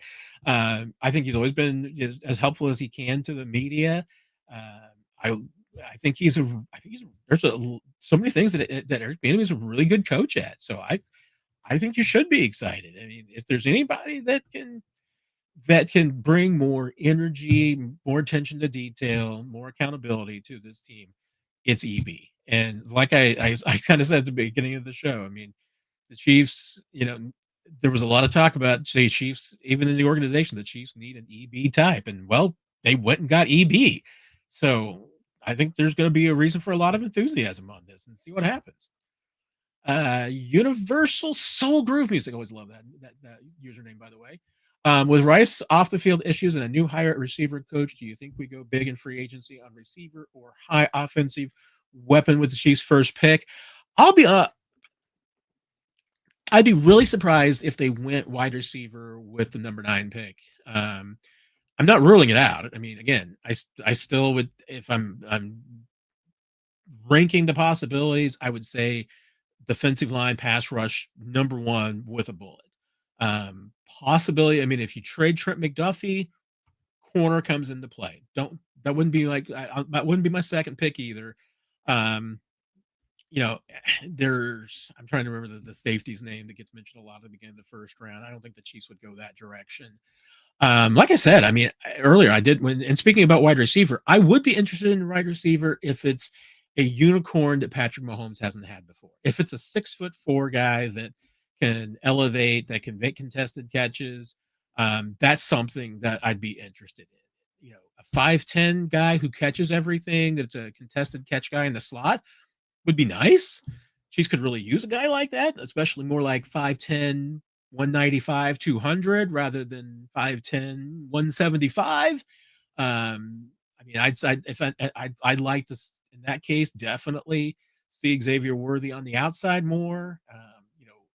Maybe is Rashee Rice your slot guy that you really want to go for? Now you're looking for like an X, and if you're looking for like a true X type receiver, I mean, that's where I would like to see, the Chiefs try and get some guy with size, get a 6'3", 6'4", you know, dude that's got some, and not 190, but more like 210. I mean, somebody who could at least, really kind of push some people around, who can be physical, who can elevate, who, Mahomes can throw the ball to and know it's either going to get caught or nobody's going to catch it. I mean, that would be a really nice piece to have. So that you're not, those guys don't grow on trees. They certainly don't show up in the second round. So yeah, if you want one of those dudes, you're going to have to go in the first round.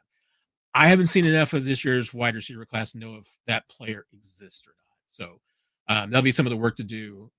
But again, and like I said, if you're talking about just a first round high offensive weapon pick, that's where Jeremiah Love is going to be the pick for a lot of fans. And I still think there's a risk, for a lot of reasons, not even as much as just the risk of taking a running back that could bust in the first round. That's not the big issue. I mean, the bigger issue to me is that, are you going to be paying money to a rookie running back that could give you the same production or approximation, similar production? Like, I talked about this a few weeks ago. You're really talking to me. You're moneyballing this. You're gonna want to pay so much. You're gonna have to pay so much money to get 1,500 yards of offense. And you know what? You might be able to get that in free agency. You might be able to get, for the same money that you're going to get 1,500 yards from a rookie, you might be able to get that in free agency. And now you got a 9 pick that you could spend on the pass rush. The amount of money it's going to cost you to get 9 sacks in free agency is a fraction of the cost that it could cost you with the number 9 pick. So that's where, to me, like I said, from a utilization of resources and really just trying to get the most for your dollar, I think you're probably better off investing in a free agent running back than you are in a free agent pass rusher, because free agent pass rushers are overpaid. And you can find that production. There's still a risk. I mean, there's absolutely a risk. There's no guarantee that a top 10 pick, pass rusher is going to pan out, but that's how you build successful cores, is with cheap, affordable players who make an impact, and affordable pass rushers make an impact. Brian, watching the championship last night, Bain might be a good pick, and either running back on either team. Fletcher and other running back on Indiana. Yeah, I mean, I thought there was some great talent in that game last night on both sides, obviously, and Bain, especially in the second half. I mean, sold me. If Bain's available at 9, take him. I just don't think there's any chance in the world that Bain's going to be available at 9. I mean, I've already seen some of these rock drafts, and obviously, again, those are going to change a lot between now and the draft in 3 months. But yeah, Bain's. My fear would be he's a top 5 player, not a top 10 player. I think he is in almost any scenario, unless there is something radical that comes along in the combine or there's a flag that we don't know about, he is going to go high. So that will be an issue. But Bain, yeah, and that's why I say with running back. I mean, Jeremiah Love is a great player, but you look through the drafts and you can find very good productive running backs in the second round. So let's see. Alex, I'm not saying the Chiefs draft a running back in the first round, but do they tell EB that the choice is his in the later rounds? Pick who he thinks has the skill set. I mean, that's a scenario. I mean, and certainly, hey, the way that the Chiefs, go about kind of putting together their boards a little bit and everything is, the scouting department and Brett Veach's people will go through, they'll watch all the film, they'll put together the players. They will then give the coaches, Andy Reid, Eric Bieniemy for the offensive purposes, the position coaches, so the running backs coach will look at the running back film. EV's probably going to look at everybody in every position. Andy's going to probably do the same thing on the offensive side. I don't know if I never hear too much about Andy watching a whole lot of defensive film, but I'm sure they do show him, especially some guys if there's guys that they're bringing in for top 30 visits or anybody that they're meeting with at the combine, I'm sure he has seen their film. I mean, let's face I doubt any head coach or any coordinator watches film on 300, 500 players. It's a much lower group than that. I mean, it might be in some places, I mean, I think, a couple of years ago when they were talking about draft, I think, Spags may have said something about how, hey, Brett's going to bring him tape on 16 corners to watch or something like that. And probably an X number of safeties and linebackers and everything. So, it's probably not as many players as you think that the individual coaches and the coordinators are looking at. But no, I mean, I'm sure they will give the tape to EB and he will have a lot. I mean, absolutely. The coordinators have a lot of impact about who they take later in the rounds and how they stack their boards and everything. I'm DeBrown. What are my chances to be your assistant cameraman at the combine? Hey, if I can get a second credential, you'd be my first call. Now that you volunteered for it.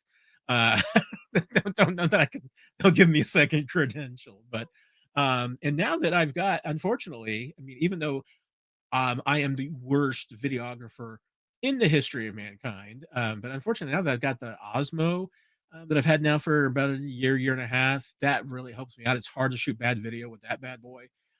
So will be my first combine shooting video with that thing. So that will help out. Hopefully, help me get more interviews and more video at the combine than I have ever before. So hopefully, we'll get a little bit more there. I'm DeBrown. I like the way you think, though.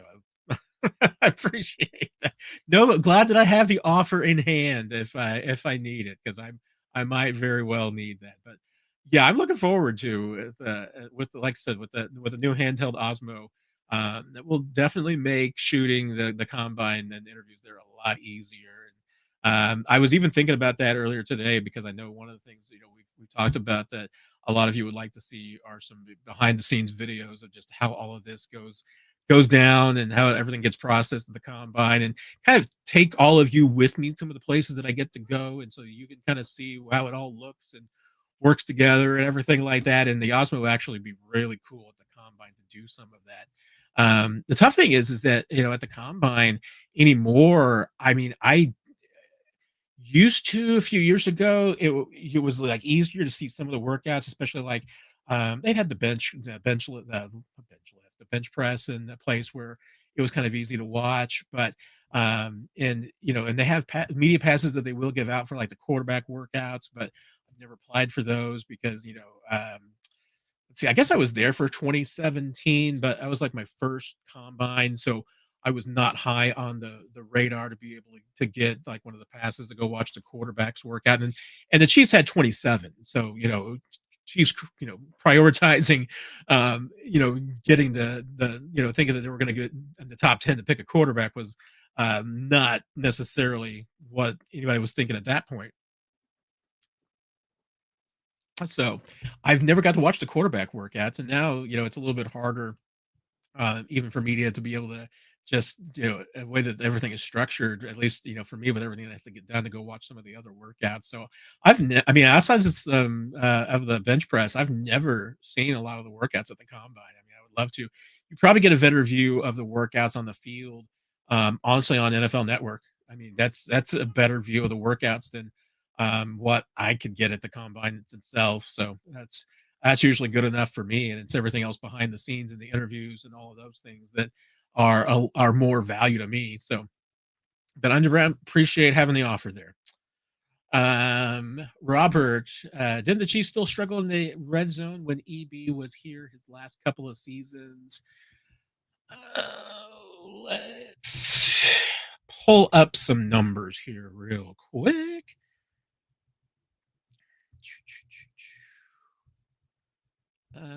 Because I mean, Chiefs red zone has been kind of some hit and miss over the years. They've had some really good years. They've had some years. They had some years, especially. I mean, more to me. My recollection is that it was a little bit more pre 2019 that they really had some of their big red zone issues. But um, looking it up real quick here to see if what their red zone number was in 22 for EB's last year here. I mean, obviously they were number one in offense. They were number one in everything on average drive. Number one in passing yards. Number 20 in rushing yards. But had 1,900 yards rushing, so that's not a problem for me. That's more than enough. In modern day and age, the NFL rushing, honestly, you get me 15, 1,700 yards on the ground, you're probably going to be fine. Um, let's see.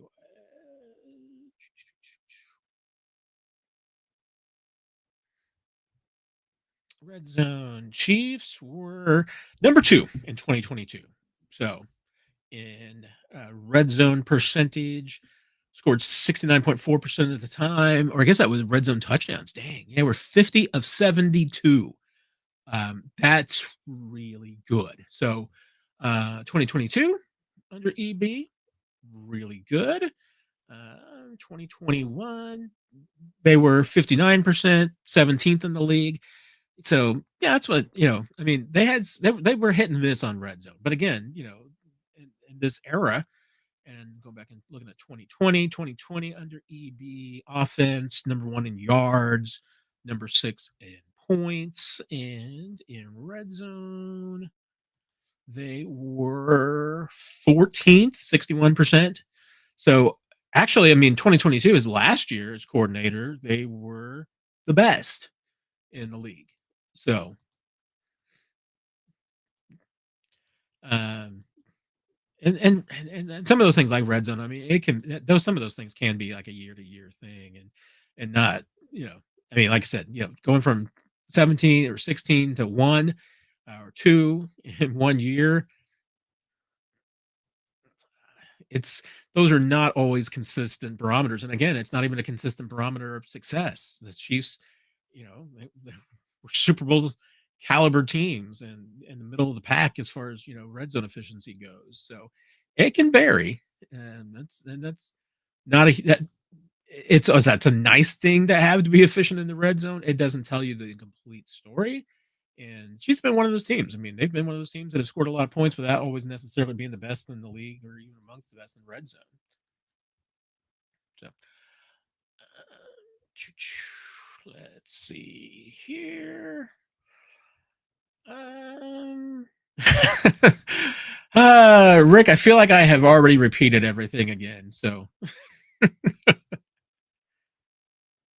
but since the Titans did not hire Matt Nagy, so now what?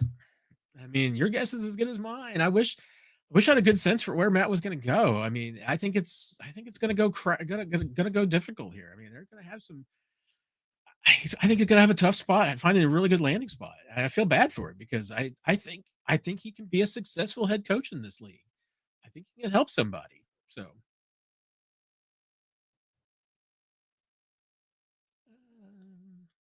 Yeah, you thought Nagy was I mean, this is what I said about Nagy all along is that I felt like Matt Nagy was the stalking horse for the Titans. That was their version of, okay, we know what we're going to get in Matt Nagy because Mike Bergonzi knows who he is.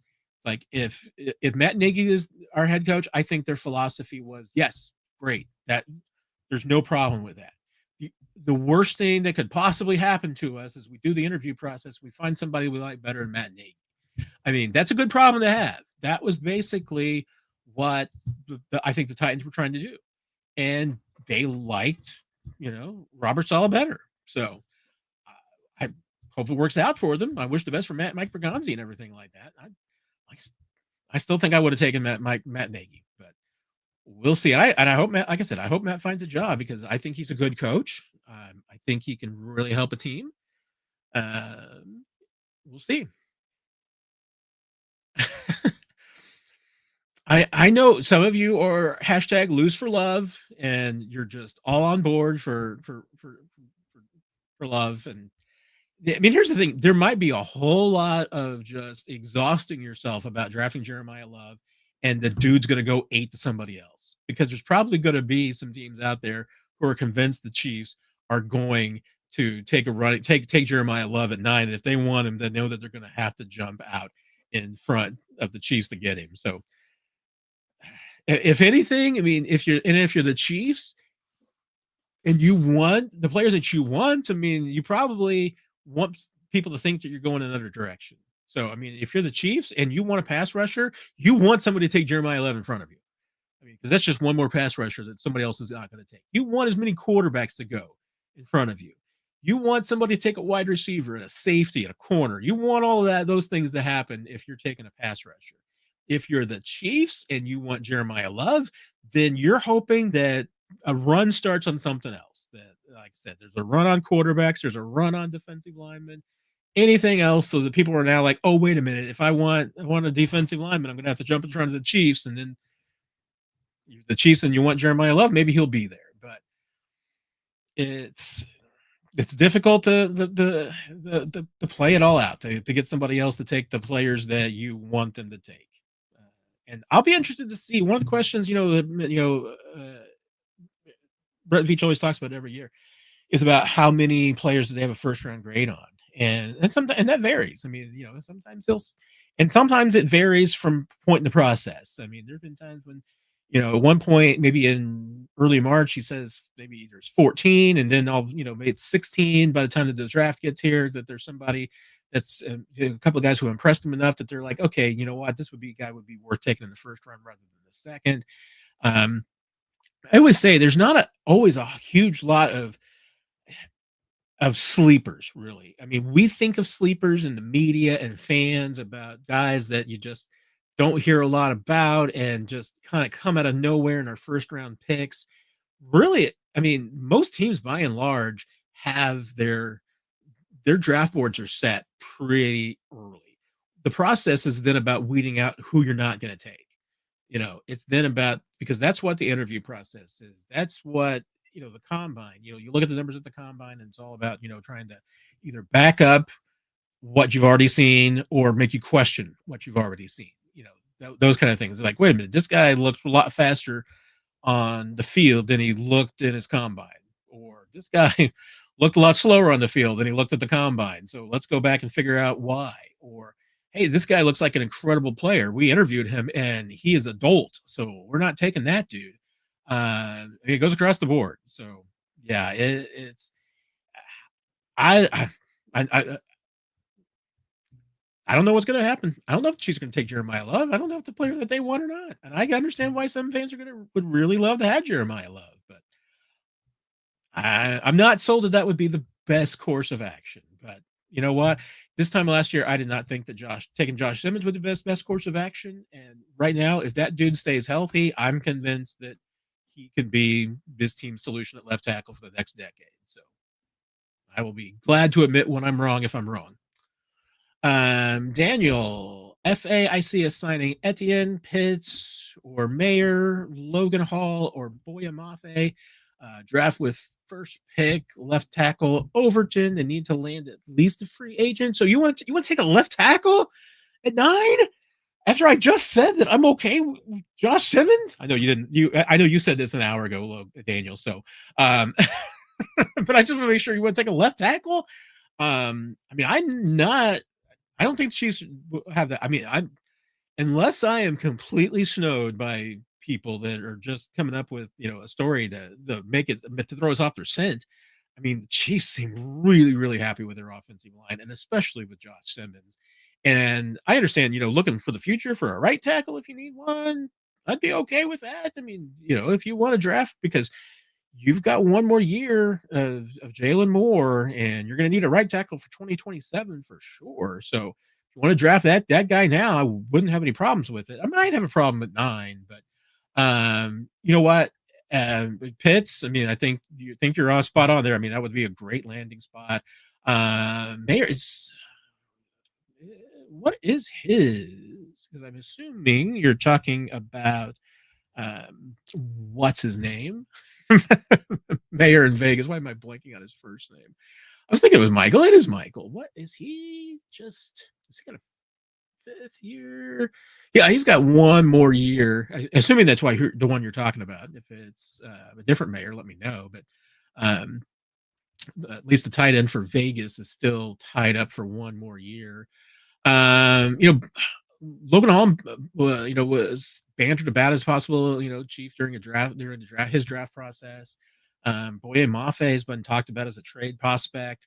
Etienne is interesting because he would absolutely be on my short list of running backs. And if the Chiefs are going to go out and get a running back rather than draft a running back, that's a guy that would certainly be on. I mean, we'll see if anybody gets inked up. There's probably like a half dozen running backs that I think would be a huge upgrade for the Chiefs. And you don't have to have Saquon Barkley. You don't. I mean, like I said, what you're really trying to do is you want, and Ryan Trace and I were talking about this and we were differing. I say you want, your backfield, especially like your top 2 guys, you want to get 15 to 1700 yards out of those guys. I think Ryan would rather have 17 to 1900. But you're basically talking about that. If you can find a way for your top 2 running backs to get you 1,700 yards, that's going to put you a long way towards making your offense pretty good. I mean, like I said, we're looking at some of those years when the Chiefs had the number 1 offense in the league. They had like 1,900 yards total from their backfield, but that was also including quarterbacks rushes and some wide receiver runs. I mean, if you were just talking about the yards that you got from, well, even in 2022, that would have been Pacheco and Jerick McKinnon. You were getting 1,500 yards combined there, so plus easily, and that was pretty affordable. So yeah, you get a running back that will get you 15 to 1,700 yards. Even by himself, you just find one of them, you're in really good position. You get yourself somebody that can at least get you like 1,300, and your number 2 guy is somebody who can get you another 4 or 5. You're going to be in a great spot. So Etienne, I mean, I think he's got the skill set to be really good in Kansas City. So he'd be a nice little fit. Dom, I'll be honest. I did not think that I did not think that Seren said anything about EB not being intelligent. So, I mean, I don't think that. I don't think Seren thinks that. But Chris, thoughts on national champions Indiana Hoosiers? Gosh, I wish Kurt Cignetti was coach of the Missouri Tigers. I've no idea how he pulled it off. That is just an absolutely incredible accomplishment. I know there's not a lot of rules in college football anymore. I mean, so I'm hoping it was all on the up and up and everything. And obviously, I mean, he did it without a ton of 5-star type players or any of this kind of talent that the Miamis and the Alabamas and Georgias of the world all have. So, I mean, it's an incredible coaching job, and that team was a great team all around. I mean, obviously, offense, defense, special teams.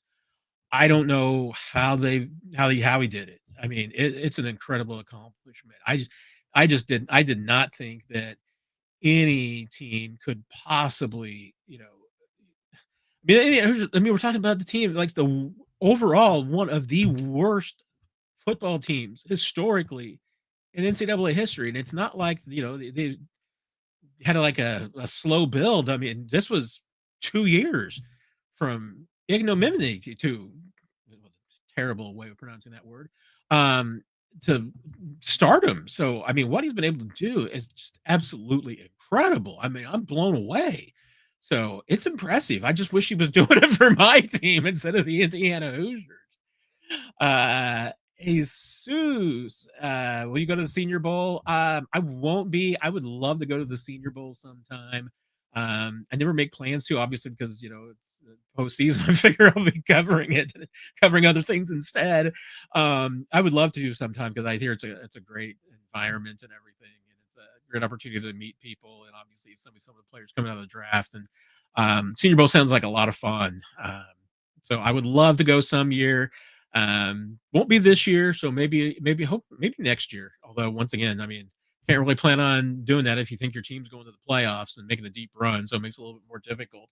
But nope, I won't be. But hopefully, we'll be talking to a lot of guys that are going to the Senior Bowl. So maybe you'll get to hear from them in one way or another between either here and on Chiefs Digest or 41 is the mic, and between me and Nick and everything. Hopefully, you'll hear from some of the players who are going to the Senior Bowl. Chief 94 seems like Rashee Rice story from the past couple of weeks has gone away. Do you expect any ramifications from the NFL in terms of personal conduct and disciplinary action?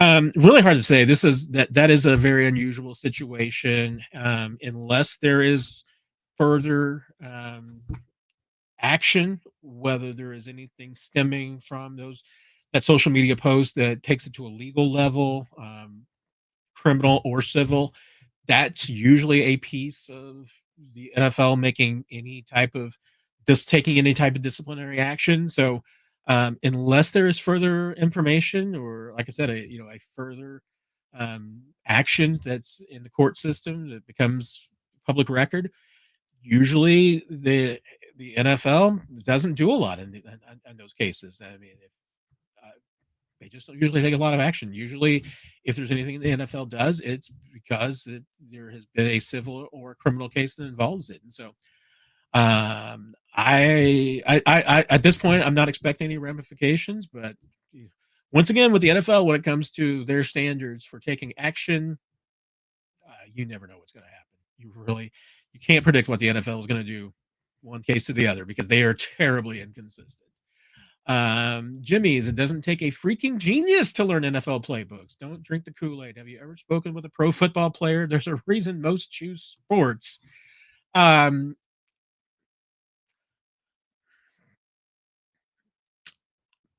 I don't know what sparked this, Jimmy's, but I don't even know if you're being sarcastic here. What are you doing? Jimmy's, every once in a while, you confuse me.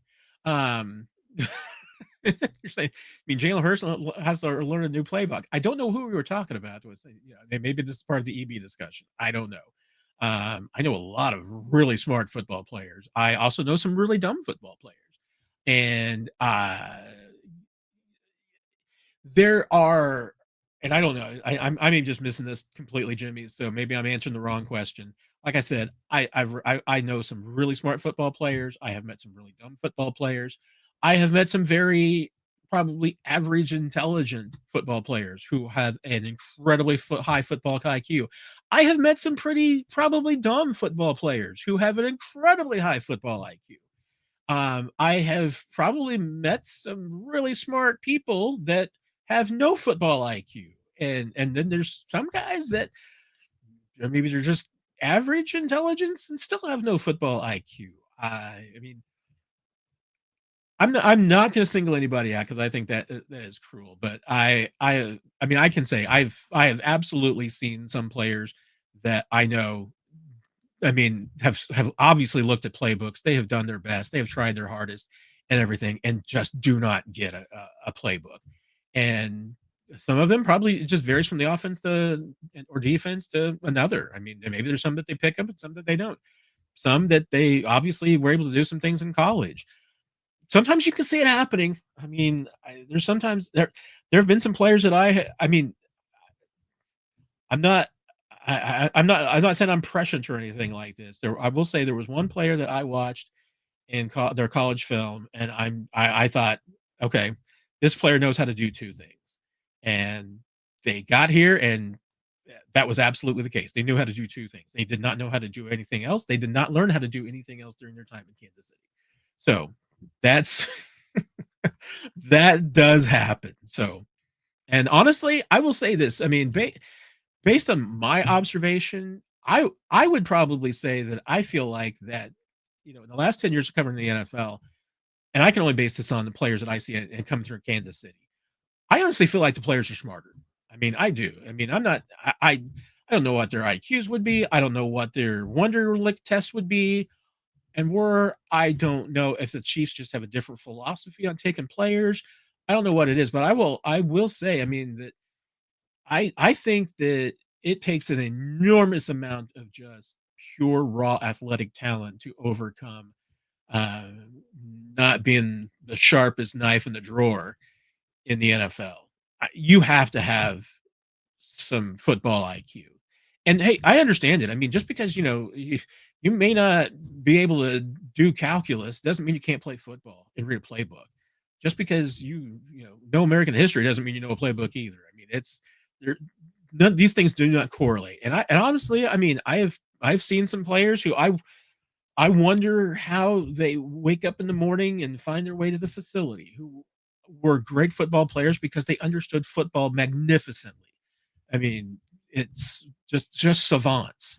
So it's not always necessarily smarts, but I will say, I mean, I do think that players today in the NFL, by my experience and at least observation, I feel like they're smarter than they were even 10 years ago. Because I think you have to be to handle as much as is thrown at them and everything. It's crazy the amount of things that these guys have to understand and handle and process and quick moments. And it's not always just even things on game day. I mean, it's everything else during the week. I mean, you just to get to the point where they let you go into the field, you have to prove yourself. And you have to prove yourself in a lot of ways. And these guys, they're no dummies. Daniel, what differences in value or approach will EB bring compared to what Matt Nagy brought? I mean, I think it's a little bit hard for me I think it's hard for anybody to answer this question that hasn't been inside those meeting rooms and on the practice field with these players. I mean, I will say what I thought, and I don't even know if all of these you can pin on Matt Nagy. Maybe you can pin them on specific players, specific position coaches, what it may be. But the one issue I had with the 2025 Chiefs is that I felt like they did not consistently finish plays. And yes, a lot of my complaints were with the wide receiver room. And I will exempt some players because I think Juju finished plays. I thought that Tyquan Thornton finished plays. I exempt a little bit of Xavier Worthy because I do think that that dude played through a lot of injuries, like I said earlier. But if you're going to play for EB, you are going to finish plays or you are finished playing for him. That's what you have to do. I mean, that's what he expects of people, and I respect the heck out of that. That it doesn't matter doesn't matter what day it is, doesn't matter if it's training camp, doesn't matter if it's a Wednesday, 10-10-10 type practice in December. Eric Bieniemy, what I respect, I have so many things about him. I respect the fact that he absolutely expects the best out of people every single day, and like I said, I think that I see that more out of him than almost any other coach that I've ever watched. In like 10 years of watching NFL practices, I see that more from that dude than anybody else, and that's why I mean, if I never gotten to play for an EB, I think I would have loved it. I mean, like I said, I understand there's some players that maybe don't react well to it. And maybe there's others that and maybe it does just light their competitive fires that they need. I don't know, but um, that's where he excels. And I'm not saying he doesn't do other things well too. I don't think he had the number one offense in the league without excelling in a lot of different areas. But that dude, he expects you to finish and expects you to compete until the whistle blows. And if you do not, you are not going to compete for him. And that's where I think that there are some people who need a fire lit under them. And I think that EB is going to be that fire. I think Chad O'Shea will be that fire too. And I mean, that's my kind of personal feeling is that, with this Chiefs group and everything, they need to expect that from everybody. So if they can do that and EB can help them do that as a group, this is going to be a better team in 2026. Jimmy's. How many coaches will pay the price as OC and KC before the true common denominator steps forward and finally accepts the blame unconditionally? And I'm assuming that that is Andy Reid, is what you're saying. You're saying the number is 2.5. So I guess how many have so far? I mean, from this point forward, of course. Okay. So, I mean, I'll be honest, Jimmy. It's like like I said earlier. I mean, this is a big year for Andy Reid. This team needs to be better. They cannot go 6-11. You cannot miss the playoffs again, even if you don't have Patrick Mahomes for a significant amount of time. You need to you need to you need to be better in 2026. So, um, all there is to it. I don't think there's any more else I can add. Thoughts on from Perry? Thoughts on Mike McDaniel being the OC for the Chargers? Not great, Perry. Not great. That's at least if you're the Chiefs, that's the last thing you want is more quality coaching in the AFC West. I mean, goodness gracious. Yeah, McDaniel with Harbaugh. Oh, gosh, I mean, and McDaniel with Herbert, that could be a real problem. So yeah, I mean that's not great at all. I saw that earlier, and I was going to mention it, and so I'm glad you asked about it. And you asked about it an hour ago. I know I'm behind. Yeah, there's nothing I like about that. If as someone that covers the Chiefs, and if I'm a Chiefs fan, do not like that. Do not like it at all. Um,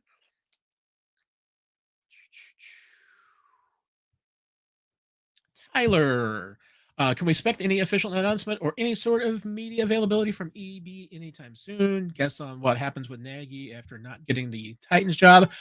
Like I said, I mean, I'm hoping that Matt Nagy ends up with an offensive coordinator job. That certainly sounds like what he's at least going for at this point is to land one of those. There's a lot of OC jobs remaining. I think he'd be great at any of them. I think he can coach just about any offense. He coached Mitch Trubisky to wins. So again, I think he can work with just about any quarterback. I hope he gets a good spot. As far as hearing from EB, I mean, I think that we'll see what the Chiefs do as far as their timeline goes. I mean, I have to go back and look and see when they did the availability. If may not, I'm trying to remember. I would say I don't remember. I know that I feel like they did an availability with Nagy once he took the job officially as OC in 23. I guess that would have been when after EB left and his contract expired. But then again, I mean that they hadn't made the Super Bowl run, so gosh, it might not have been until OTA started we heard from Matt Nagy. I'll have to go back and look and see what the timeline was there, but um, it it could be anytime. I mean, it would surprise me if it's soon, Tyler. I'll be honest. I would think it would be a little bit of time before we hear any official announcement. If it's this week, I'd be really surprised. I expect them to maybe be next week at the earliest, and then once we get the official word that people have been hired, then I think it would be even a little bit longer before they do a press conference or a Zoom or anything. I could be wrong, but it just seems a little bit about like that's how the Chiefs kind of process things. So it might be a little while before we hear from EB. I hope it'll be sooner than later because, like I said, I mean, I'm SEB. I mean, he's a fun guy to cover. I always thought I'll be honest, I always thought he was a lot more fun as running backs coach. I thought he was a little bit more unfiltered as running backs coach than OC, but he and like I said, I probably just as bad too. I probably have my own cliches and things that I lean on when I'm doing the Q&As. That's probably why they end up being 3 hours long. And I just fill time with cliches and my catch little phrases. But and EB, I haven't heard him in a couple of years, so I may love him all over again. And maybe he's got some new ones I haven't heard yet. So looking forward to it.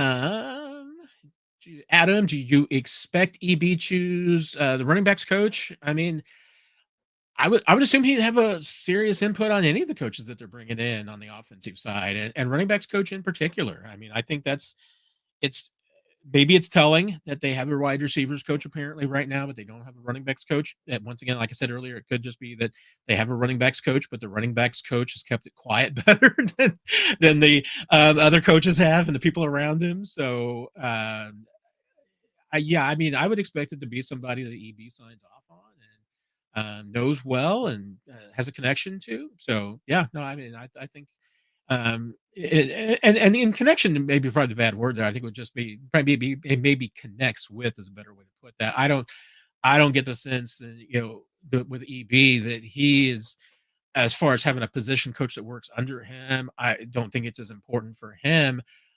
when you were uh, excuse me, I'm just getting lost there reading and talking at the same time. That I've never gotten the sense, especially with him, that it's as big of a deal for EB that has worked with somebody before to be in a position coach underneath him. That so I think EB for the most part seems like when he's had to been involved with the hiring of a position coach that's under him, just goes with whoever he thinks is the best coach. So I'm supposed to be able to see into the future. Well, I try to see into the future, but every once in a while, results are cloudy, Rick. So I don't have a problem, Rick. You don't have a problem with EB, but trying to say the racism is he doesn't get a head coaching job is because he's black. I don't think that's the case. I think his personality is either like or dislike. Um, and I don't know particularly why he hasn't gotten a head coaching job. I do know, and like you said, I mean, maybe the way that he has rubbed some people in some interviews or anything like that has been a problem. I, I mean, no ownership has ever really come out and said specifically, "Here's why we didn't hire EB." Do you hear rumors and everything like that? And are some of them legitimately maybe racist? Had pointed to racism? I mean, yeah. I mean, and I'll be honest, I mean, it's particularly problematic to me when we have seen coaches in the NFL get hired and get jobs that have had legal issues in their past, and yet those are not listed as reasons not to hire them. They still get head coaching jobs, and yet Eric Bieniemy had people saying that the reason that he wasn't getting head coaching job because he had a legal problem in college. I mean, that just really bothered me. That was a bother to me. And once again, I mean, it's nobody's putting their name next to it. It's just rumors and everything like that. And that's just to me, it's crap. So it's like if you're not going to hire somebody because you're not going to hire them because they had a legal issue in college, put your name next to it. And if you're going to do that, then don't hire somebody else who has had legal problems much more recently than that. So I've seen at least enough incidents in this business in the NFL over the years that I can't say that there aren't reasons dealing with his race that aren't part of the problem. Could it be his personality? Sure, because there are other minority coaches who have gotten head coaching jobs. So I don't know. I mean, once again, until somebody puts their name next to a reason why they did not hire Eric Bieniemy or why they don't think that Eric Bieniemy should be a head coach, it's always going to be very confusing to me to put to get reasons together because this guy I think would make a good head coach. I also get if people are concerned about his track record as an offensive coordinator outside of Kansas City because didn't go well necessarily in Colorado and UCLA and Washington, but also only got 1 year at those places, and those weren't places that were setting the world on fire anyway. So I I've I think that Eric Bieniemy would make a great head coach, and I'm very sad that he did not get a chance to prove that because I think he would have been really really good at it. Nikki, too many good candidates for head coach for Nagy to land one. Nikki, I'm not even sure about that because again, I I mean, I'm seeing some head coaches that I think Matt Nagy's better than. I mean, I think he is absolutely good enough for there to be 10, 11 new head coaches in the NFL this year. Um, I'm really surprised that there's just not more interest. And again, I mean, I'm one of those types that believes that his his resume in Chicago should be a reason to hire him. Again, the dude won games with Mitch Trubisky and Justin Fields as his quarterbacks. The guy has a winning record as a head coach with those guys as his quarterbacks. I mean, I don't know what else you can do. I mean, other than somebody hands you Mr. Trubisky as your quarterback and you win games with him. I don't know what else you can do as a head coach to prove that you deserve it. And I mean, I do. I think that, hey, what kind of a coach would he be? I think he would be more the CEO type, and I think he would be a different. I mean, and obviously he's got a track record of showing what kind of a coach he was in Chicago. People can go watch how he handled himself and how he handled that team. I still think that they would have been a good team long term if they'd stuck with him. And I mean, if Caleb Williams, if he was long enough to be there when they got Caleb Williams, I think he would have been fine with Caleb Williams as his quarterback. I think he'd be great with Josh Allen as his quarterback. I don't know if I want any. I don't know if I'd be rooting for anybody to go to Pittsburgh right now. That just seems like a train wreck. But um, I think things are going in the wrong direction right there. And I mean, yeah, I think Mike Tomlin is also one of the best coaches in the NFL. I mean, to me, him, Mike Vrabel, Andy Reid. I feel like those are my three best coaches in the NFL right now. I think Mike Tomlin still got it. The fact that he's been able to take that team to the playoffs, considering the fact that they have not had a good roster, top to bottom, for 4 or 5 years now. The fact that he was started Mason Rudolph in a playoff game, for crying out loud. And and Ben Roethlisberger was a great quarterback. He was not a great quarterback his last couple of years in the league. Mike Tomlin has had nothing but washed quarterbacks for 4 or 5 years now, and was still taking every single one of them to the playoffs.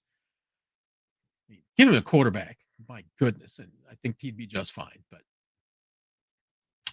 Jesus, do you think the Chiefs are out on Bain based on his measurements? I mean, we'll see what the measurements come out to be and everything like that. The official ones when we get the pro days and the combine and wherever he ends up coming. I'm sure he'll end up going to the combine and getting the measurements done, even if he doesn't do workouts or anything. I expect a lot of top guys won't do workouts. I mean, it just seems like that's the kind of thing more and more as if you're a big guy, at least I say big guy as far as a high edge draft pick. Although I keep saying it, I don't know why anybody works out the combine anymore. Take every advantage that you can get and work out at your pro day where you've got the advantage. I mean, unless there's any reason why you don't have an advantage at your pro day. I mean, if to do your pro day in the facility and your facility stinks or whatever, I mean, I can understand that. Or the coaches, you're not happy with your strength and conditioning coach, and you don't want to be around that, and I mean, scouts run the whole thing, so you don't have to worry about that. But like if your facility is crap and everything, you don't want to do your pro day there. Okay, get those kind of things. But working with quarterbacks that you never worked with before or anything else, at the combine, working in a building you've never worked with before, those are all disadvantage. Do your if you as long as you feel comfortable about doing your pro day, do your pro day at your home place. But it doesn't affect your measurements. That was I mean, I'm totally in the post 2 hour rambling riffing stage of the Q&A at this point. But I mean, he's good enough. He's good enough that I don't think his measurements are going to matter. And two, I think he's going to be off the board before the Chiefs draft anyway. So, and then what do you think about Mendoza going to the Raiders? I mean, I got to give it to him. I mean, I wasn't sure that Mendoza and Indiana were going to pull this off. I have some concerns that he's a little bit of a system quarterback and that they run a really good system and that they're really well coached. I am, after what I've seen now, 98% certain that he will have worse coaching in the NFL than he does in Indiana, unless the Pacers, unless the Raiders hire Kurt Cignetti. Which, I mean, honestly, if you're going to draft Mendoza, you might as well go hire Cignetti too at this point. I don't know. I mean, he's either going to be great or we're going to find out he was a system quarterback and just excelled in that system. I'm leaning towards a little bit of the system quarterback, but I didn't. Then again, I would have taken Deshaun Watson over Patrick Mahomes. So what do I know? Then Jesus, did you have Indiana? I went out on a limb. I mean, at least I got this right. I took Miami to win. At least they covered, so I got that going for me. But I thought the Miami pass rush was just going to be a little bit too much for Indiana. They proved me wrong, and Mendoza handled it. So it was an impressive performance. I absolutely give it up to that dude. Super Devil Juice. If there's no D end of the draft worth drafting, realistically, what are the chances the Chiefs find some team to trade with? I mean, when you're at 9, it, it's entire. I mean, getting something to trade with you if you want to trade down, especially, is easy to do. I mean, there's going to be some team that wants somebody because at that point you are guaranteed to get, even in the worst year. I was talking earlier, and I don't think I finished the thought about how many first round picks that each team's going to have on their board. Brett Veach, is usually in that category where maybe he has 14 to 16, maybe up to 18 first round caliber players on their board that they would take in the first round. Um, I've heard some people say, this year maybe there's 11, that it's just not going to be that high. The teams are going to have fewer first round picks on their board. But no matter what, I mean, no matter how low the number is, every team is going to have at least 9 first round players on their board.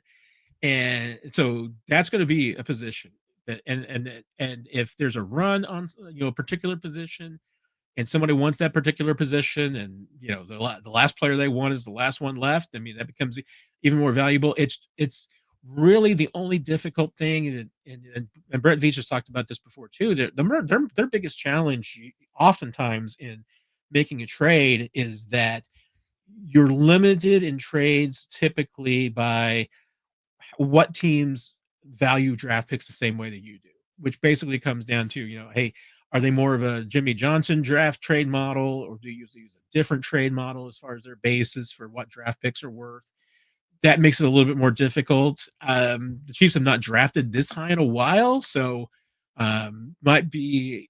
I don't know how much trouble that they would have finding somebody that it may be easier for people on different draft charts to make a trade for draft picks that high, simply because it's a high draft pick. You're going to figure out the value, and if you want somebody that high, you can go get them.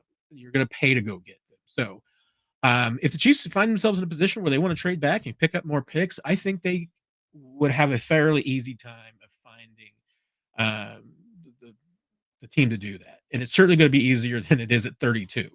Um, that's a lot more difficult than at 9. So, and if the Chiefs are interested in that, they're going to be having conversations with every team behind them, from 10 to 20 at least. I'm sure Brett Veach will have a conversation with every single one of those GMs to be like, "Hey, you want to move up to 9? What would it cost? What do you want to give me? Here's what we want minimum." Ask for the moon. Say, yeah, we want your first. We want your first next year, and we want a fourth. Whatever it may be.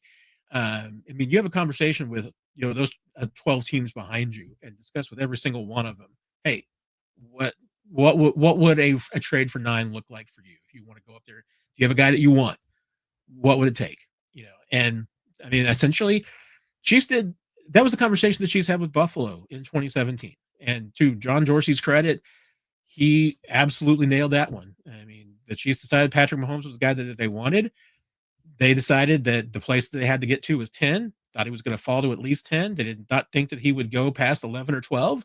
So 10 was the team they picked. Buffalo was the team. They had a good relationship, same chart draft value.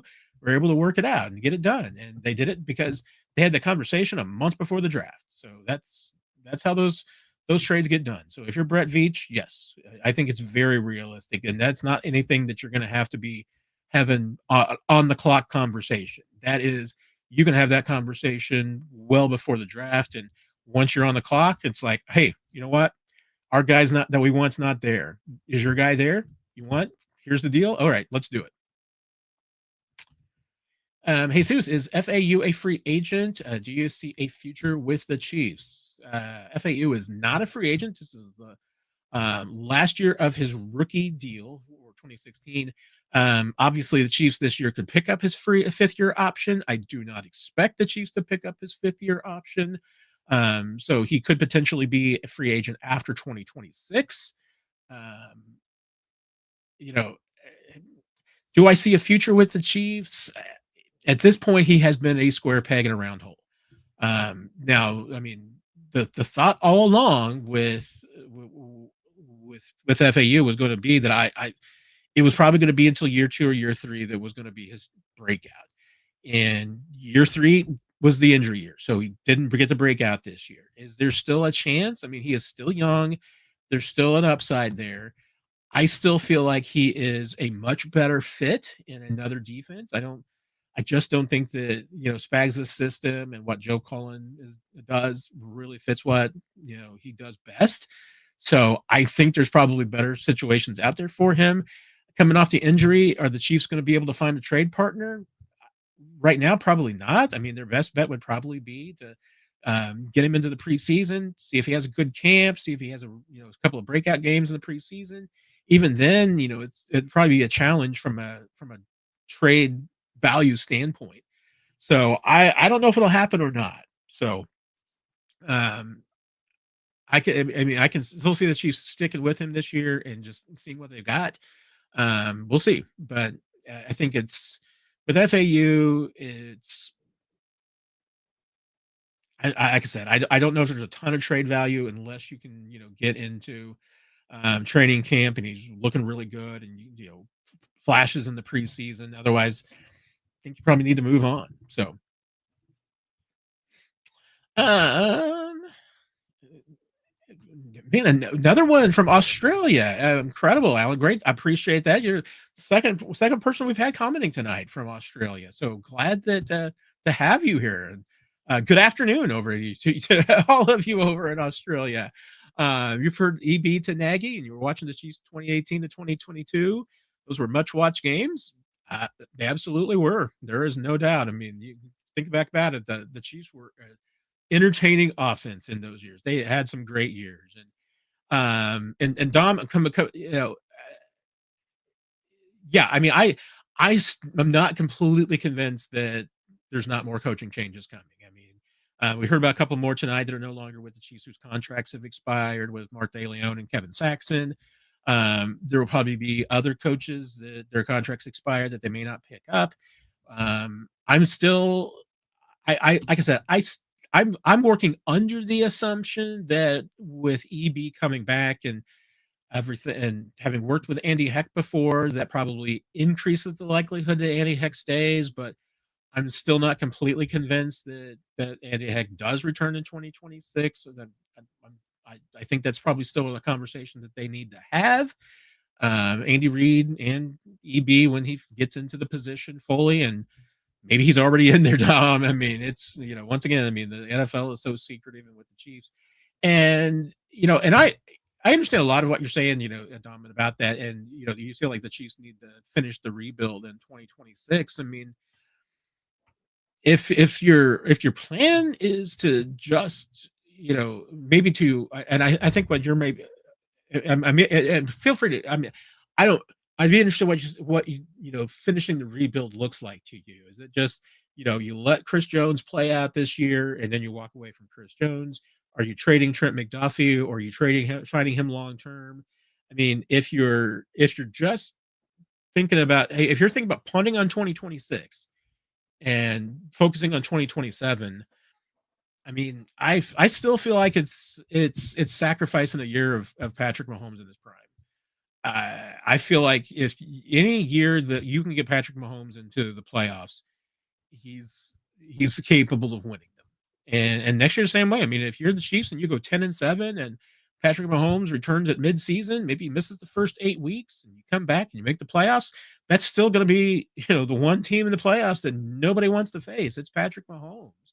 So, and I mean, I'm not sure the Chiefs. Honestly, I'm just not sure the Chiefs agree with you either, because I think that they want to.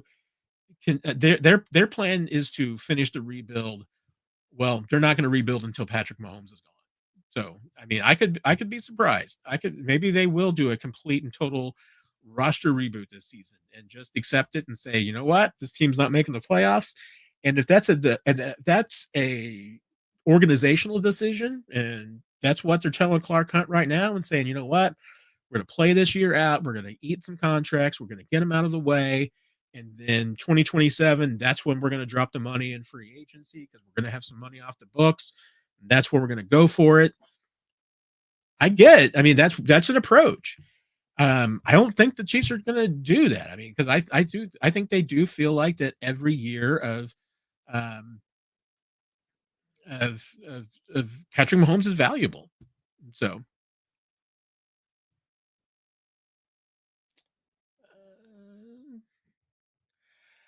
Brian, if I can, I think you're saying I'm in double overtime again, so Nick is never coming back. Yeah, that if I continue to go into double overtime, Nick is never coming back. So, Jimmy's Patrick and Travis in their prime versus Qui-Gon Jinn and Obi-Wan in 18 holes. Who wins? Oh man. Well, I mean, hmm, if Travis and Patrick are in their prime, Travis and Patrick, because I mean, Qui-Gon and Obi-Wan, they were never together in each other's prime. You know, I mean, Obi-Wan was too young, and Qui-Gon was a little washed when they got together, and so I don't know. I mean, and yes, they are both back there battling Darth Maul and the Star Wars Banks. So, uh, so yeah, I think that's a little bit like the who would win in a battle of one large Mike Ditka or a whole bunch of mini Ditkas. Yeah, I'd go. I still would take Travis and Patrick in their prime. That was probably over 18 holes because I don't. I mean, have we ever really seen the Obi-Wan and Qui-Gon play golf? I haven't. So, um, yeah, Bleed Red Arrowhead press conference with EB hire. Nothing yet. We haven't even gotten an official word from the Chiefs that EB is their new offensive coordinator. So we may have a few days before that's a done deal. Um, Alan, can Veach pull off a 22 draft in 26? I believe the Chiefs will do a blockbuster trade that no one saw coming. I believe it's either Chris Jones or Trent. What do you think? I definitely think that a Trent Jones, put them both together. A Trent McDuffie trade is absolutely possible. I mean, that's your most tradable asset, the best contract to be able to trade. Still get some value for him. I mean, I think you could get a second plus, um, depending on the value of the second, how high it is. But I also think you could get an additional pick in addition to that second, maybe a pretty good pick. And I don't say that lightly because Trent McDuffie is a great player. He is a lot of fun. I think he's a great, quiet leader on that defense. He's not, the raw vocal type, but he is a leader on that team. He's just, I mean, if I would say he is the absolute perfect football player if he were 2 inches taller. That's the only thing that's wrong with Trent McDuffie is that someone conspired to make him 5'11" instead of 6'1". And if he were 2 inches taller, he would be, I mean, right up there with Sauce Gardner as best cornerback in the league. But he's 5'11", and he's got a deficiency against big wide receivers. And that's what makes him a much better situated slot corner rather, than a full-time outside corner. And if the Chiefs defense had struggled more in the last few games of the season when McDuffie was injured, then I think that this decision would be more difficult. But the fact that they played well, the fact that you've got Dave Merritt as your guy to develop a secondary, I mean, I would still be concerned about losing Trent McDuffie. But you know what? Chances are you're gonna be missing out on Trent McDuffie at some point anyway. I mean, getting a long-term deal done with McDuffie, I mean, like to Dom's point, if you're in favor of team rebuild, you're trading Trent McDuffie because you want to get the draft assets. You don't want to give away the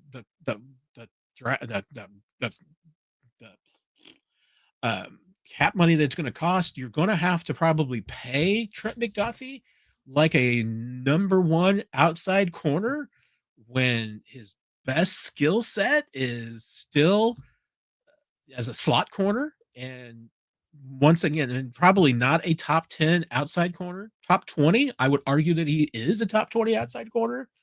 I might be a little bit too optimistic on that, but yeah, I mean, I think you're right. I mean, I do think that there's a distinct possibility that the Chiefs do make a trade with Trent McDuffie. Chris Jones is with his contract, it's a lot more problematic.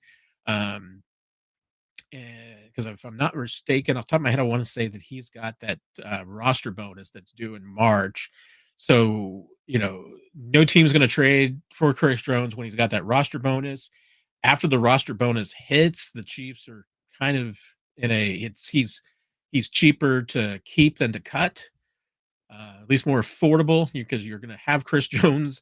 And I think they need Chris Jones. I mean, especially if you're now, hey, if your team rebuild, maybe you can talk about trading for Chris Jones. The only thing is that I just don't know that you get a whole lot for Chris Jones. If a team feels like that they are just like Chris Jones away from winning the 2026 Super Bowl, maybe they can make that deal. But you're not getting a first round for Chris Jones. I don't even think you're getting a second. You might get a third. I think that's about the most value that you could get for Chris, just because of his age and his what's left on his contract. What a team would have to pay him. It's.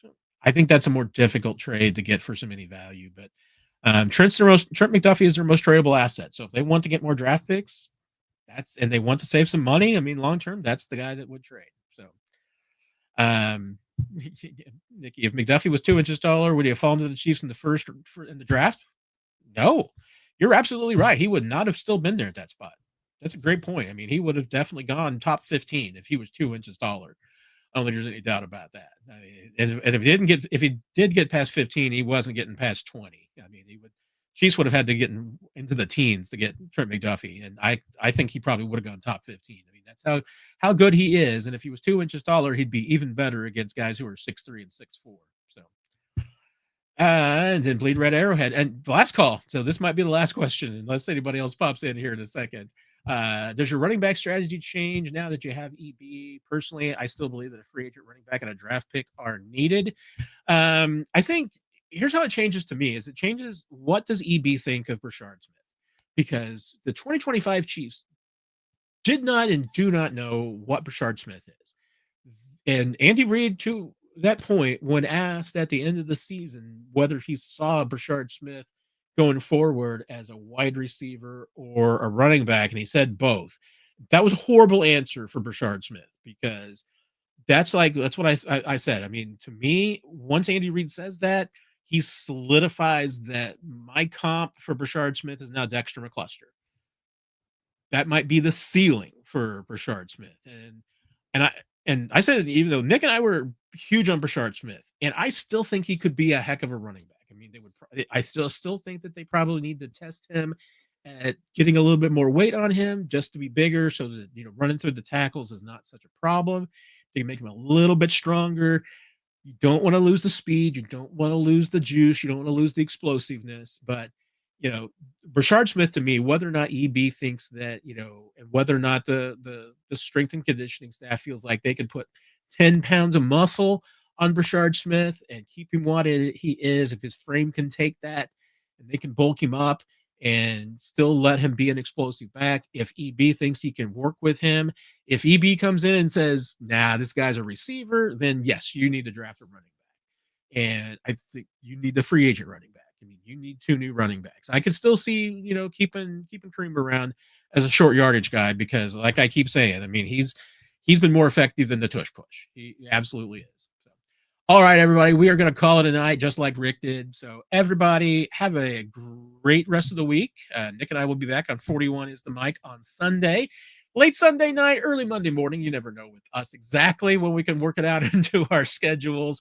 Everybody have a great week. Dom, sorry we butted heads, but I appreciate the passion. Hope we didn't disturb everybody too much. Hope we made it through the sound problems. We'll try and get that figured out. Everybody, thank you as always for joining, and have a great